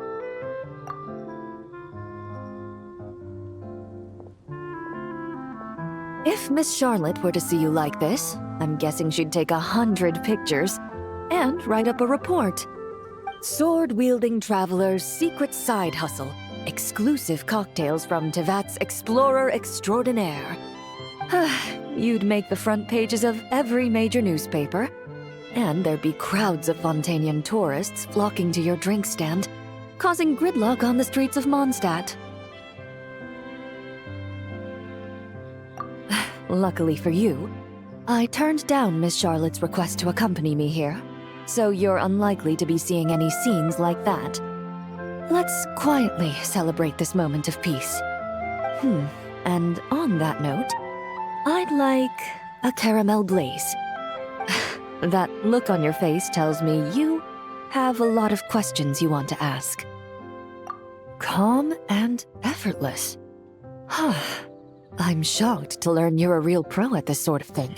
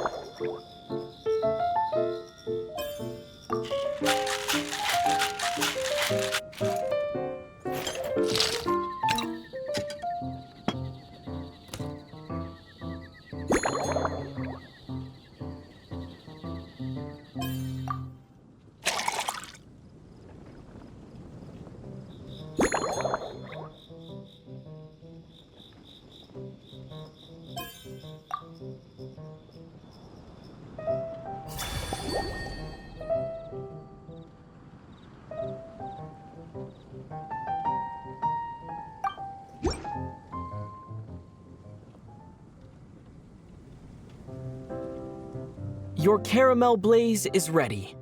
Try not to drink it all in one go. It sure lives up to its name. The color reminds me of a raging fire, while that aroma really hits you head on.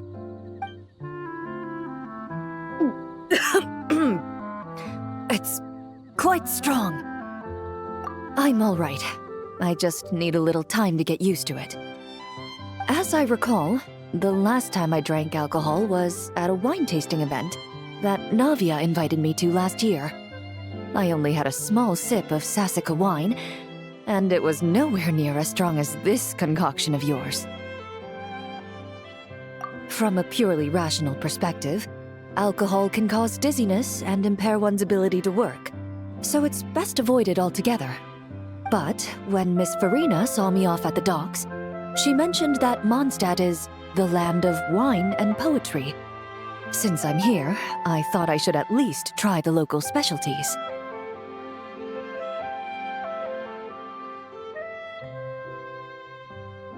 In fact, Captain Eula, whom I sparred with earlier, has quite the refined taste for fine wine.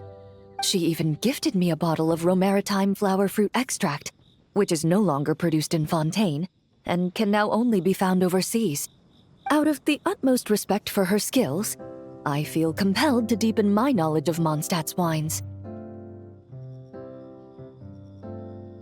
I truly appreciate all the trouble you're going to.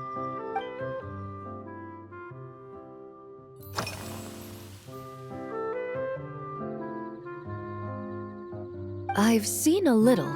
I took a stroll around the city the first day I got here. Navia's done some rather extensive research on this place. Many of the scenes and illustrations for the tabletop troupe were inspired by views of Mondstadt. However, the way she describes the atmosphere in her world building is quite different from the real Mondstadt. The deepest impression I've got since arriving here is one of swords and shields. Perhaps because I've mostly just visited the blacksmith and the training grounds. Recently, the newer weapons and armor produced in Mondstadt have been created using a completely different heat treatment process from those in Fontaine, with a higher carbon content in the surface layer. While this has slightly reduced their overall toughness, their impact resistance has greatly improved. These newer weapons give off a smell like overbrewed coffee. Perhaps it's because that scent gave me such a positive first impression. You see, Fontaine's signature metalwork is often coated with a protective agent that contains Marcotte. Over time, the faint fragrance becomes overly sweet. And for some reason, it makes my teeth feel funny. I don't imagine the scent of Mondstadt's swords and shields would cause the same level of irritation. Of course, there is a solution to this problem. The next time you find yourself in Fontaine, there's another protective agent I can recommend. One that's as neutral as water, without any excess fragrance. If you also dislike being bombarded with sweetness, this protective agent should suit you well.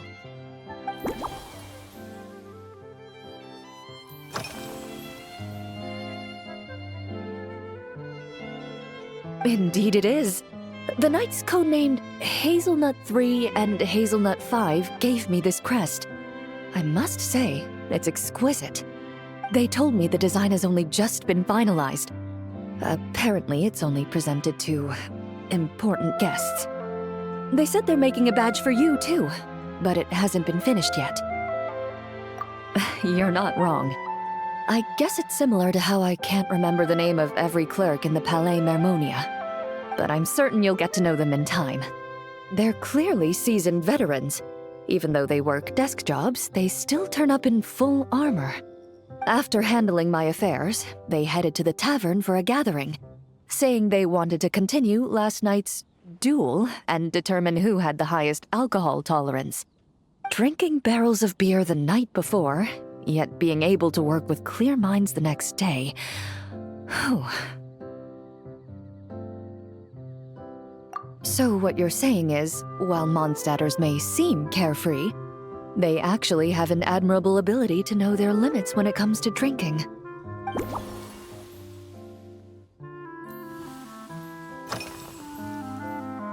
Huh? Does that mean she's already finished her commission? Well, she's certainly efficient.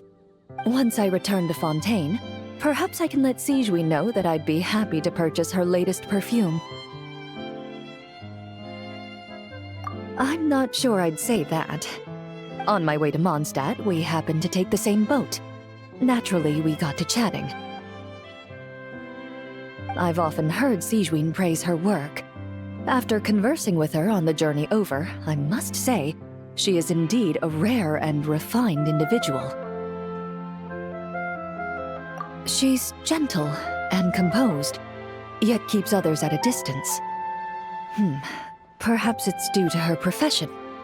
I find this approach ideal. It allows one to maintain a lasting sense of inner peace. Oh, thank you, but there's really no need to set anything up. Our work rarely intersects, and our social circles hardly make for a Venn diagram, if you know what I mean. Best to just let things take their natural course.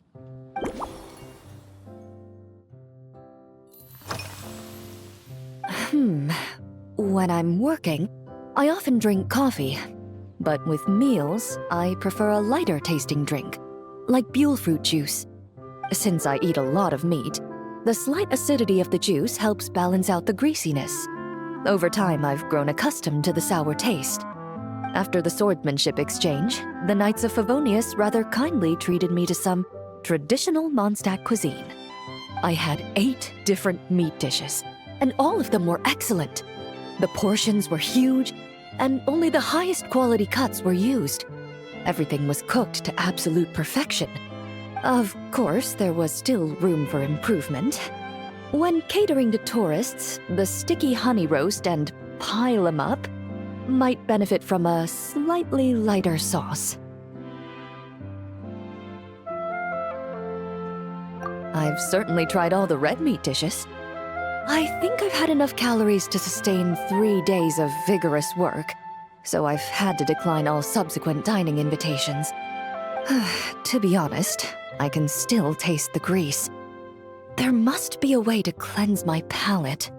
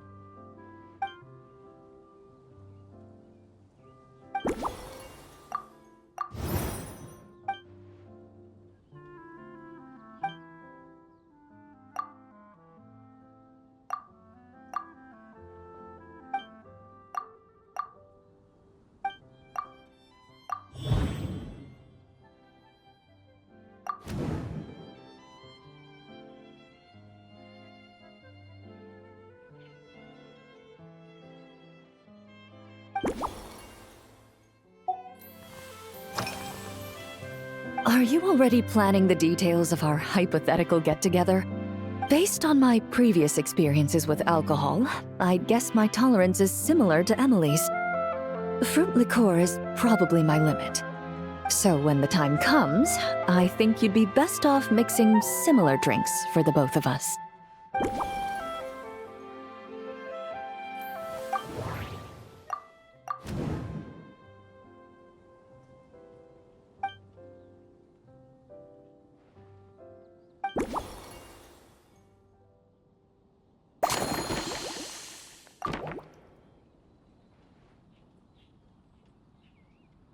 All right, I'll make sure I'm mentally prepared. Even if it's still a bit strong, I'll do my best to finish it.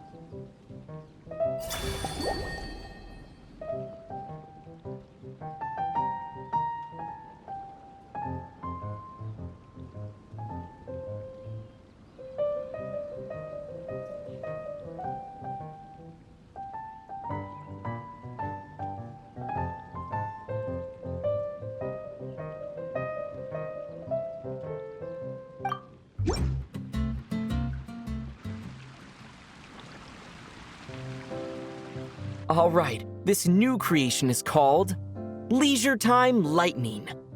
A cocktail made exclusively for champion duelists. Enjoy.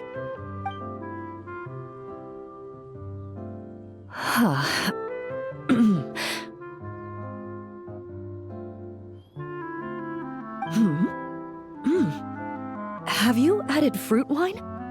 It tastes wonderful. This is ideal for me. There's a subtle saltiness that combines well with the tartness of the fruit and the sweetness of the caramel. Each sip balances delicately on the edge of perfection. The color of the wine also fits well with the name, and the lightning imagery contrasts with the fiery nature of the caramel glaze. But where does the leisure time part come in? I see. That certainly matches the impression this cocktail gives me. Its unique aroma and taste will hold a special place in my memories of Mondstadt. Do you think, if the chance were to present itself, you'd be interested in mixing drinks somewhere else? A cafe, for instance, or the Hotel de Boer? Mostly for Navia and Miss Farina's sake. Though obviously I'd be more than happy to try more of your masterpieces myself.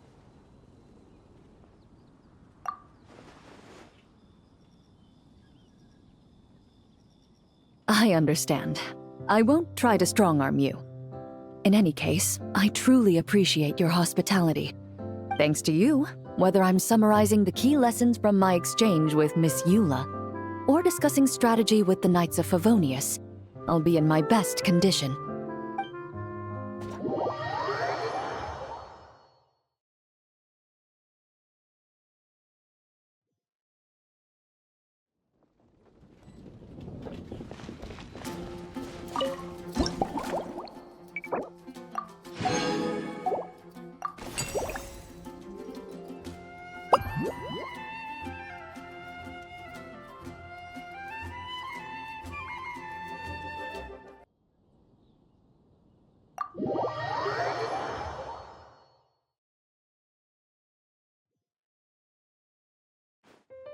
Huh? Is that Mr. Honorary Knight? Yippee! It's you!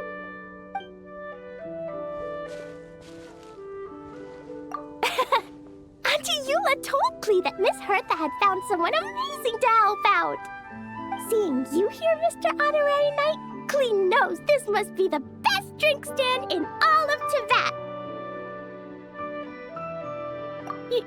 You mean this stand isn't already the best? Well, out of all the drink stands Klee's ever visited, Mr. Honorary Knight's is easily the best. And no matter what drinks Mr. Honorary Knight makes, Klee will definitely think they're yummy. Oh, you want me to be mean? But Klee could never be mean to you. Let me think. I know! I'll pretend to be Albedo! Whenever Albedo reviews Timaeus' work, his face goes super serious, and Klee can hear every word he says. Get ready for Klee's super amazing order! These past few days, I've been having such a blast with Mom all day long! It's been so much fun! Even being sent to solitary confinement couldn't wipe the smile off my face. So, Klee wants to order a fair weather frolic. Anything like a bright sunny day will definitely put Klee in a super duper mood. I wonder what it'll taste like.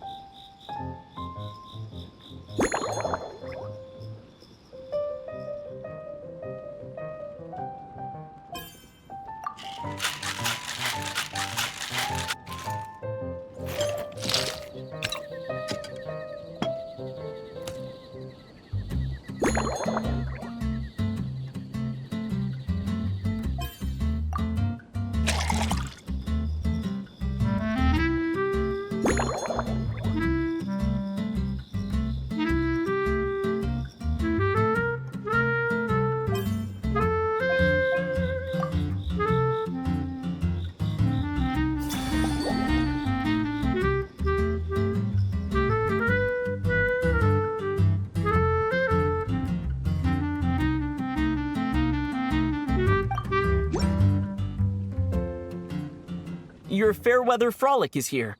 Go on, give it a try. Wow! So, a Fairweather Frolic is this color? Purple sky. Is it supposed to be a bright, shiny night?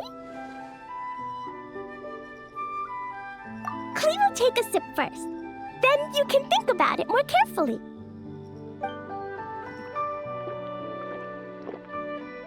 Ah, finished! Yummy! Both sweet and sour. If Clee drank this while eating grilled fish, I could definitely gobble down 2, or 3, or 4, or even 5! But one drink isn't enough. Clee wants to try a drink that tastes like cake.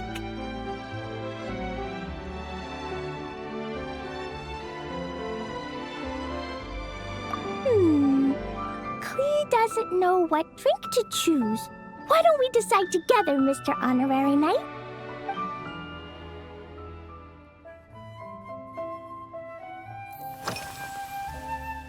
Yeah, Mom gave me an amazing book recently. She said I have to read 1 chapter every night, learn something useful, and then go to bed early.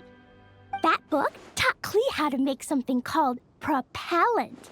Now Jumping Dumpty can go Fwah! And bounce even higher. It's not hard at all. In fact, it's a lot like making bombs. You just have to be careful when trimming it down. It's like sharpening a pencil that could suddenly go boom. Bedtime's an important part of Clee's schedule, too. Mom sits by my side and tells me all kinds of wonderful stories. She has a lamp made of gemstones, and when she turns it on, it goes ka-bling and lights up the ceiling. Yeah, when something happens in the story, the lights on the ceiling make pretty pictures. Sometimes Mom falls asleep before the story ends, so Clee has to tuck her in instead. As soon as Clee learns how to use the lamp, I can come tell you stories, Mr. Honorary Knight. Clee has memorized so many wonderful stories, enough to make everyone happy every day.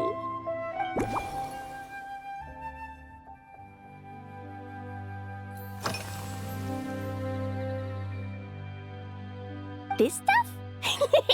Mom taught me how to make it using the alchemy bench. A dash of sugar, then a lot more sugar, then some flowers from Mom's friend in Fontaine, star honey from Auntie Barbie, and finally, some magical jam from Auntie Tavia. Put everything together on the alchemy table, wish for the shape you want, then recite Mom's incantation, and poof! Dodoko-shaped candy! Clee can give you some Dodoko candy too if you want. And if you really like them, I can even teach you my mom's incantation. That way, you can make your own candy whenever you want.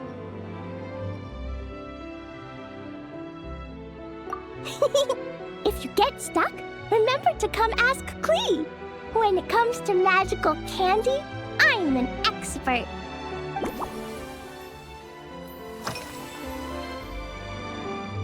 Three square meals? Clee often eats 5 meals a day, sometimes even 7. Adventuring takes a lot of energy, and if I eat too much at once, I can't run so well. So, it's better to eat lots of smaller meals. Albedo used to prepare all Klee's meals, and my lunchbox was always arranged so neatly, just like a pretty painting. When Albedo's busy at Dragonspine, Klee goes to eat with the other Knights of Favonius. Kaya's camp is usually the neatest, while Amber sometimes camps in the trees. It's so much fun. Oh, and Auntie Hertha makes the best food. When my mom comes back, there'll be even more yummy food to eat. There's this one dish where she takes loads of different fish and makes them into little pudding cubes. It's called Rainbow Fish Jelly. Her Chococo Crunchy Slices are fantastic, too. It's her newest creation made with chocolate and cookies. They're a little bitter, but they're crunchy. They smell scrumptious, and they have a really sweet aftertaste. Whenever I eat them, I feel so full of energy. Next time, Klee will have to bring some for you to try.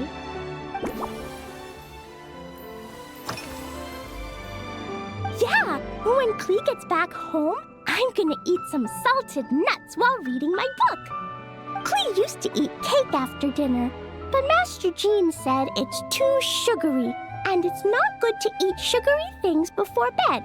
Apparently, it makes you chubby and gives you toothaches. So, Mom got some advice from Auntie Barbie, and now she gives me nuts instead. She says they help my brain remember things better. Nuts don't have much flavor. It's like chewing on grass, but they're okay if you add a little salt.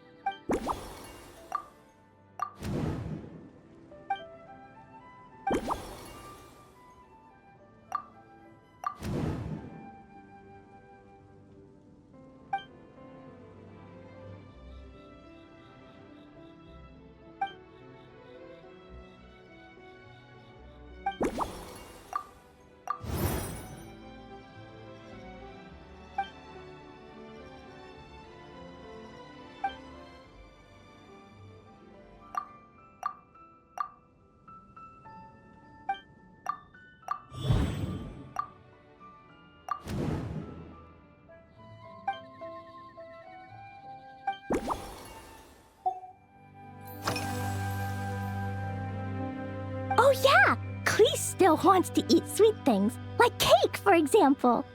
Maybe we could just go easy on the cream? Or add more fruit? Oh, right! That friend of Mom's who's always wearing glasses gave her a big bag of Fontanian Buell fruit. They're so round and rolly. Klee ate a whole bunch of those, and they were super sweet. But Master Jean said it was okay, because sweet fruit isn't the same as sweet sugar. So if Klee really has to eat nuts, maybe I can just soak them in some fruit juice first?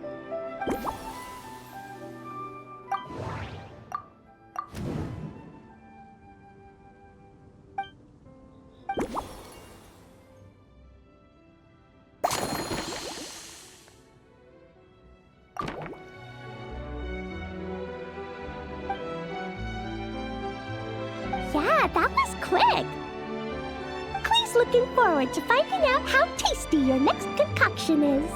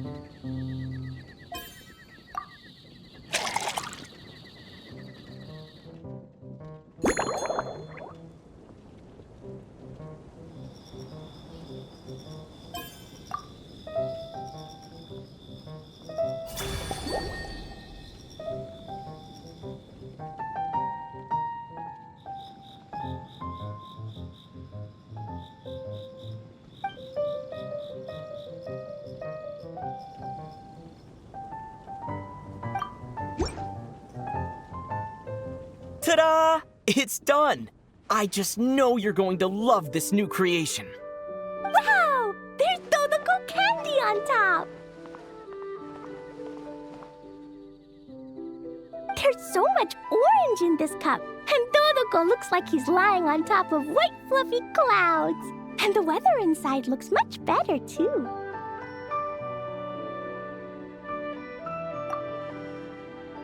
Yummy! It's so delicious! Klee has to drink slowly. I can't just gulp it down, or I'll miss all the yummy flavor. Mr. Honorary Knight, this is amazing! It's like you mixed sunshine with juice! Klee was so tired from playing, but now I feel refreshed. And warm. And peaceful. Oh! You're the best, Mr. Honorary Knight. Really? Let me think. When the weather's nice and Dodoko's happy, Dodoko will want to sing, right? And when Dodoko sings, Klee wants to sing too. So, let's call it Dodoko's Duet.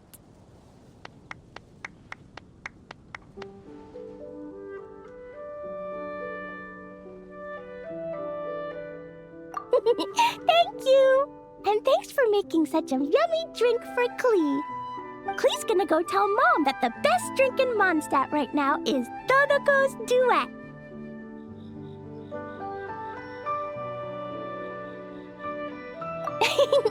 Klee's gonna write down Mom's incantation and give you a copy, Mr. Honorary Knight. Then you should learn magic too, so you can make all the candies you want. See you next time!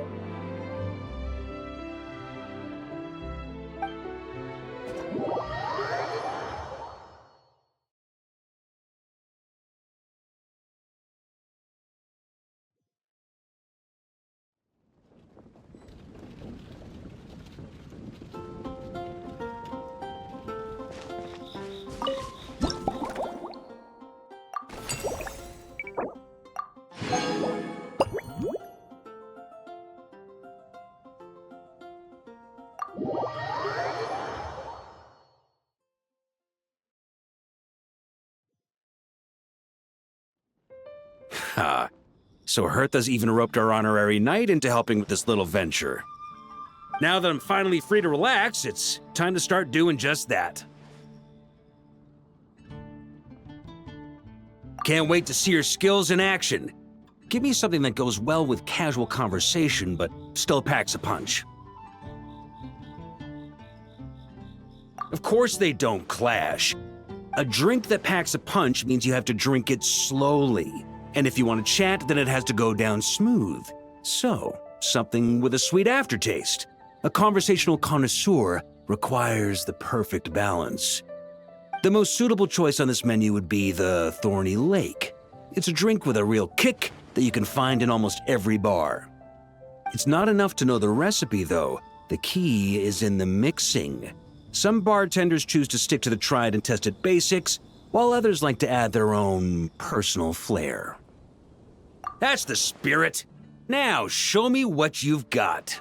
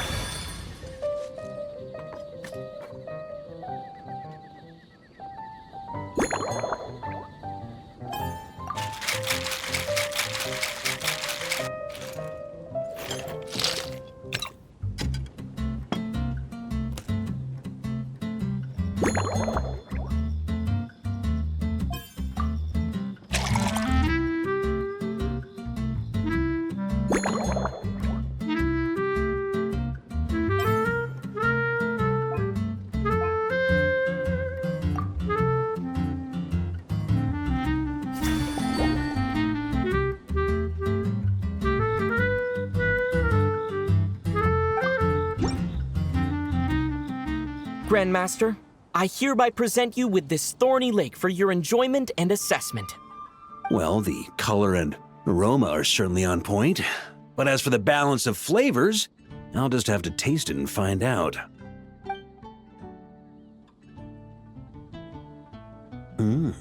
Not bad. You haven't overdone or skipped on any single ingredient. Though, unfortunately, it's a little too, polite for my tastes. Perhaps I should have said modest. You followed the formula to a T, but if anything, you've played it a little too safe. Were you worried that deviating just a little might disappoint me?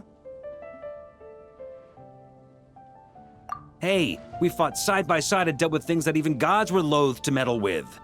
Ours is a friendship forged in the margins between life and death. That said, if you ask me, you can ditch the nerves and work your mixologist magic. I'm looking for something that shocks the senses. Mull it over, there's no rush. We can chat while you think. Who knows?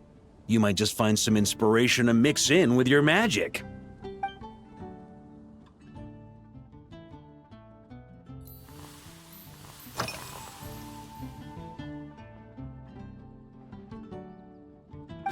Ha! I like your style. Speaking of this garden, it brings back memories of something that happened many years ago. When I was young, I like to find ruined guards to test my fighting skills, both armed and unarmed. Once, I failed to take down a stray missile, and it ended up destroying a watchtower on the city walls. As punishment, I had to run 50 laps around the city, repair the watchtower, and help rebuild the shattered walls in this garden. Indeed, among the misadventures of my youth, this is one of the most memorable ones. Mostly because that day, Crepus saw me covered in dirt. He took 2 bottles of 100-year-old wine and sent D-Luke, who looked even younger than Mika does today, to work out a clever way to get rid of Faru, who was guarding me. It was so hot that day, I could swear I was about to pass out. On a whim, I picked some mint leaves, put them in one of the wine bottles, and the result turned out to be surprisingly tasty. After Crepus tried it too, he was full of praise. He even wrote up an official recipe for my spontaneous creation. His customers loved it. Several summers passed, and Crepus kept writing letters about giving me a share of the profits, as though I could possibly accept.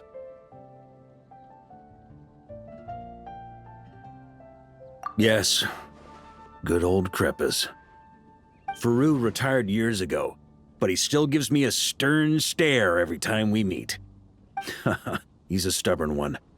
D-Luke, who replaced him, and then Kaya, who took over later, both performed impeccably. Changing times will always belong to the youth. He should have admitted defeat long ago. When I get the chance, I'll have Kaya show him the amazing progress the cavalry company has made.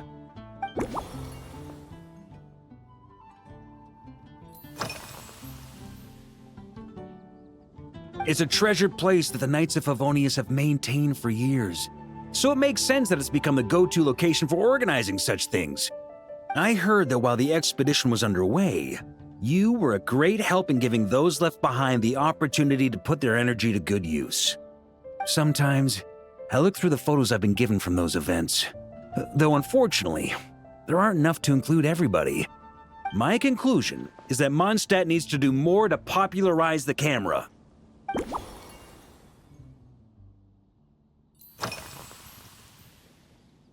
Well, let me think. I guess you could say it lacks impact. Even when following the same recipe, the techniques used to mix different ingredients can affect the taste. Sometimes, deliberately creating layers between spirits can bring out the different waves as each one hits the taste buds in sequence. In this regard, too, you've taken quite a tentative approach. Why not be a little bolder? Ha ha ha, you catch on quickly. No need to explain further.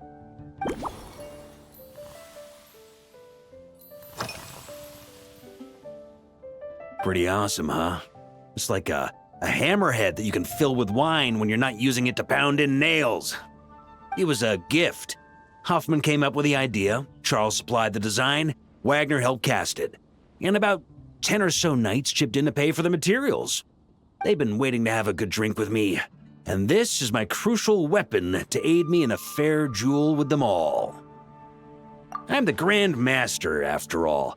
I've been drinking a lot longer than them. I've practiced more assiduously, and I have a bit more, meat to absorb the blows. So it's only fair to my subordinates that I drink a teensy bit more per round. Wouldn't you agree? Of course, some of them have been training as long as I have, and those ones won't be getting any special treatment. Take Hazelnut 3 and Hazelnut 5, for example. Both were skilled warriors who helped me deal with Eric back in the day. Nowadays, I have them helping Jean with miscellaneous duties. At today's after-work cooldown, they insisted on trying to keep pace.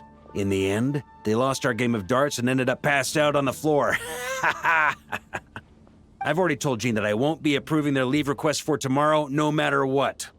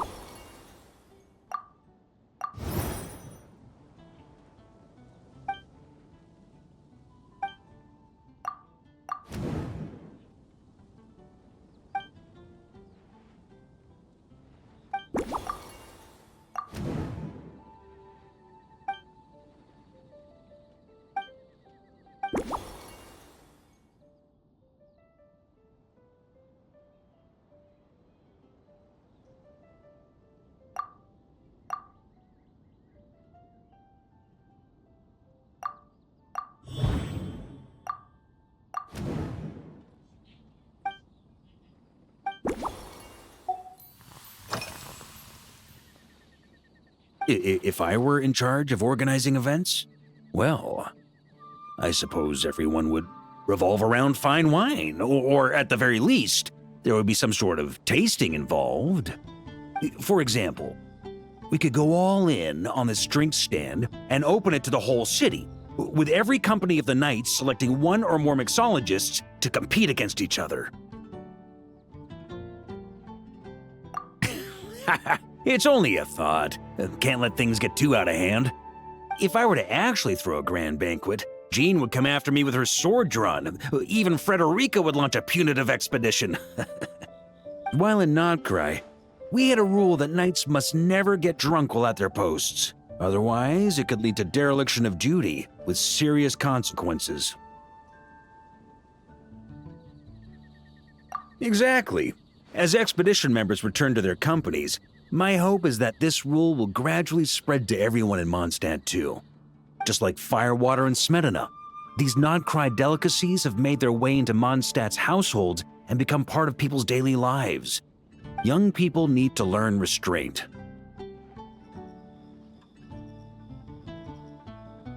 At the end of the day, no one should be biting off more than they can chew.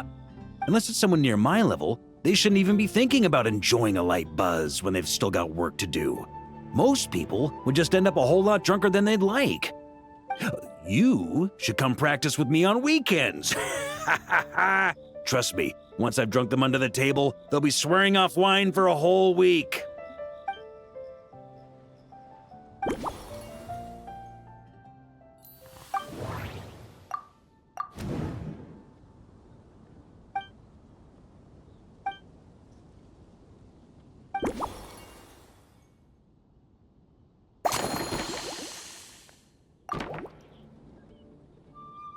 Huh? Whatever you're about to do, I've got a feeling I've hit the jackpot.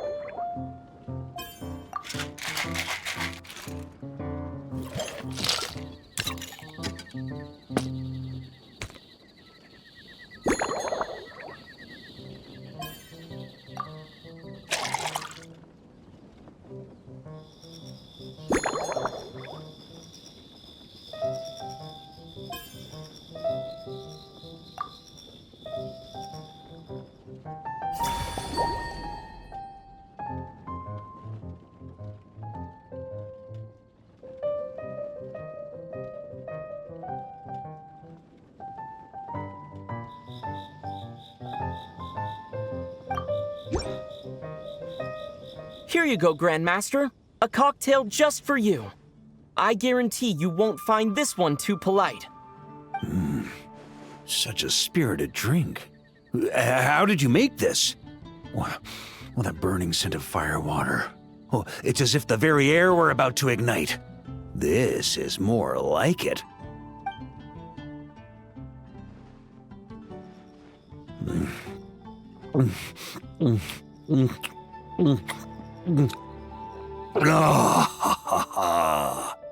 Perfection. It's clear that once you let go of your inhibitions, your talents really shine through. That first hint of mint is like a cooling feint that masks the firewater underneath. By the time the sweetness dissipates, the firewater has already slipped in behind your guard, ready to deliver a powerful strike of intense flavor. Oh, it's exactly the impact I was hoping for. That's the most ingenious part. Firewater's greatest flaw is a lack of aftertaste, but the Smetana perfectly maintains the flavor at the peak of its intensity.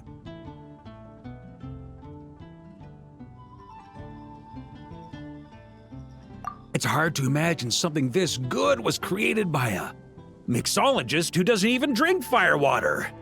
I think it has the potential to become a firm favorite in Mondstadt and Nodcry.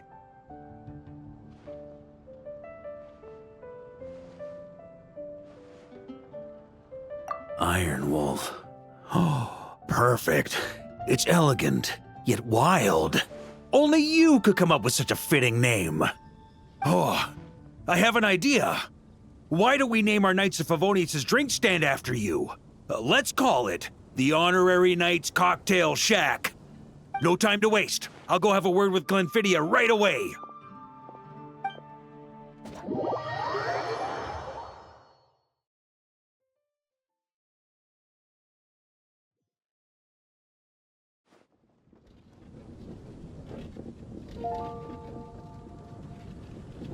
Hey there, Traveler! All wrapped up for the day? Paimon hears you did a great job holding down the fort while she was out delivering drinks with Glenfidia.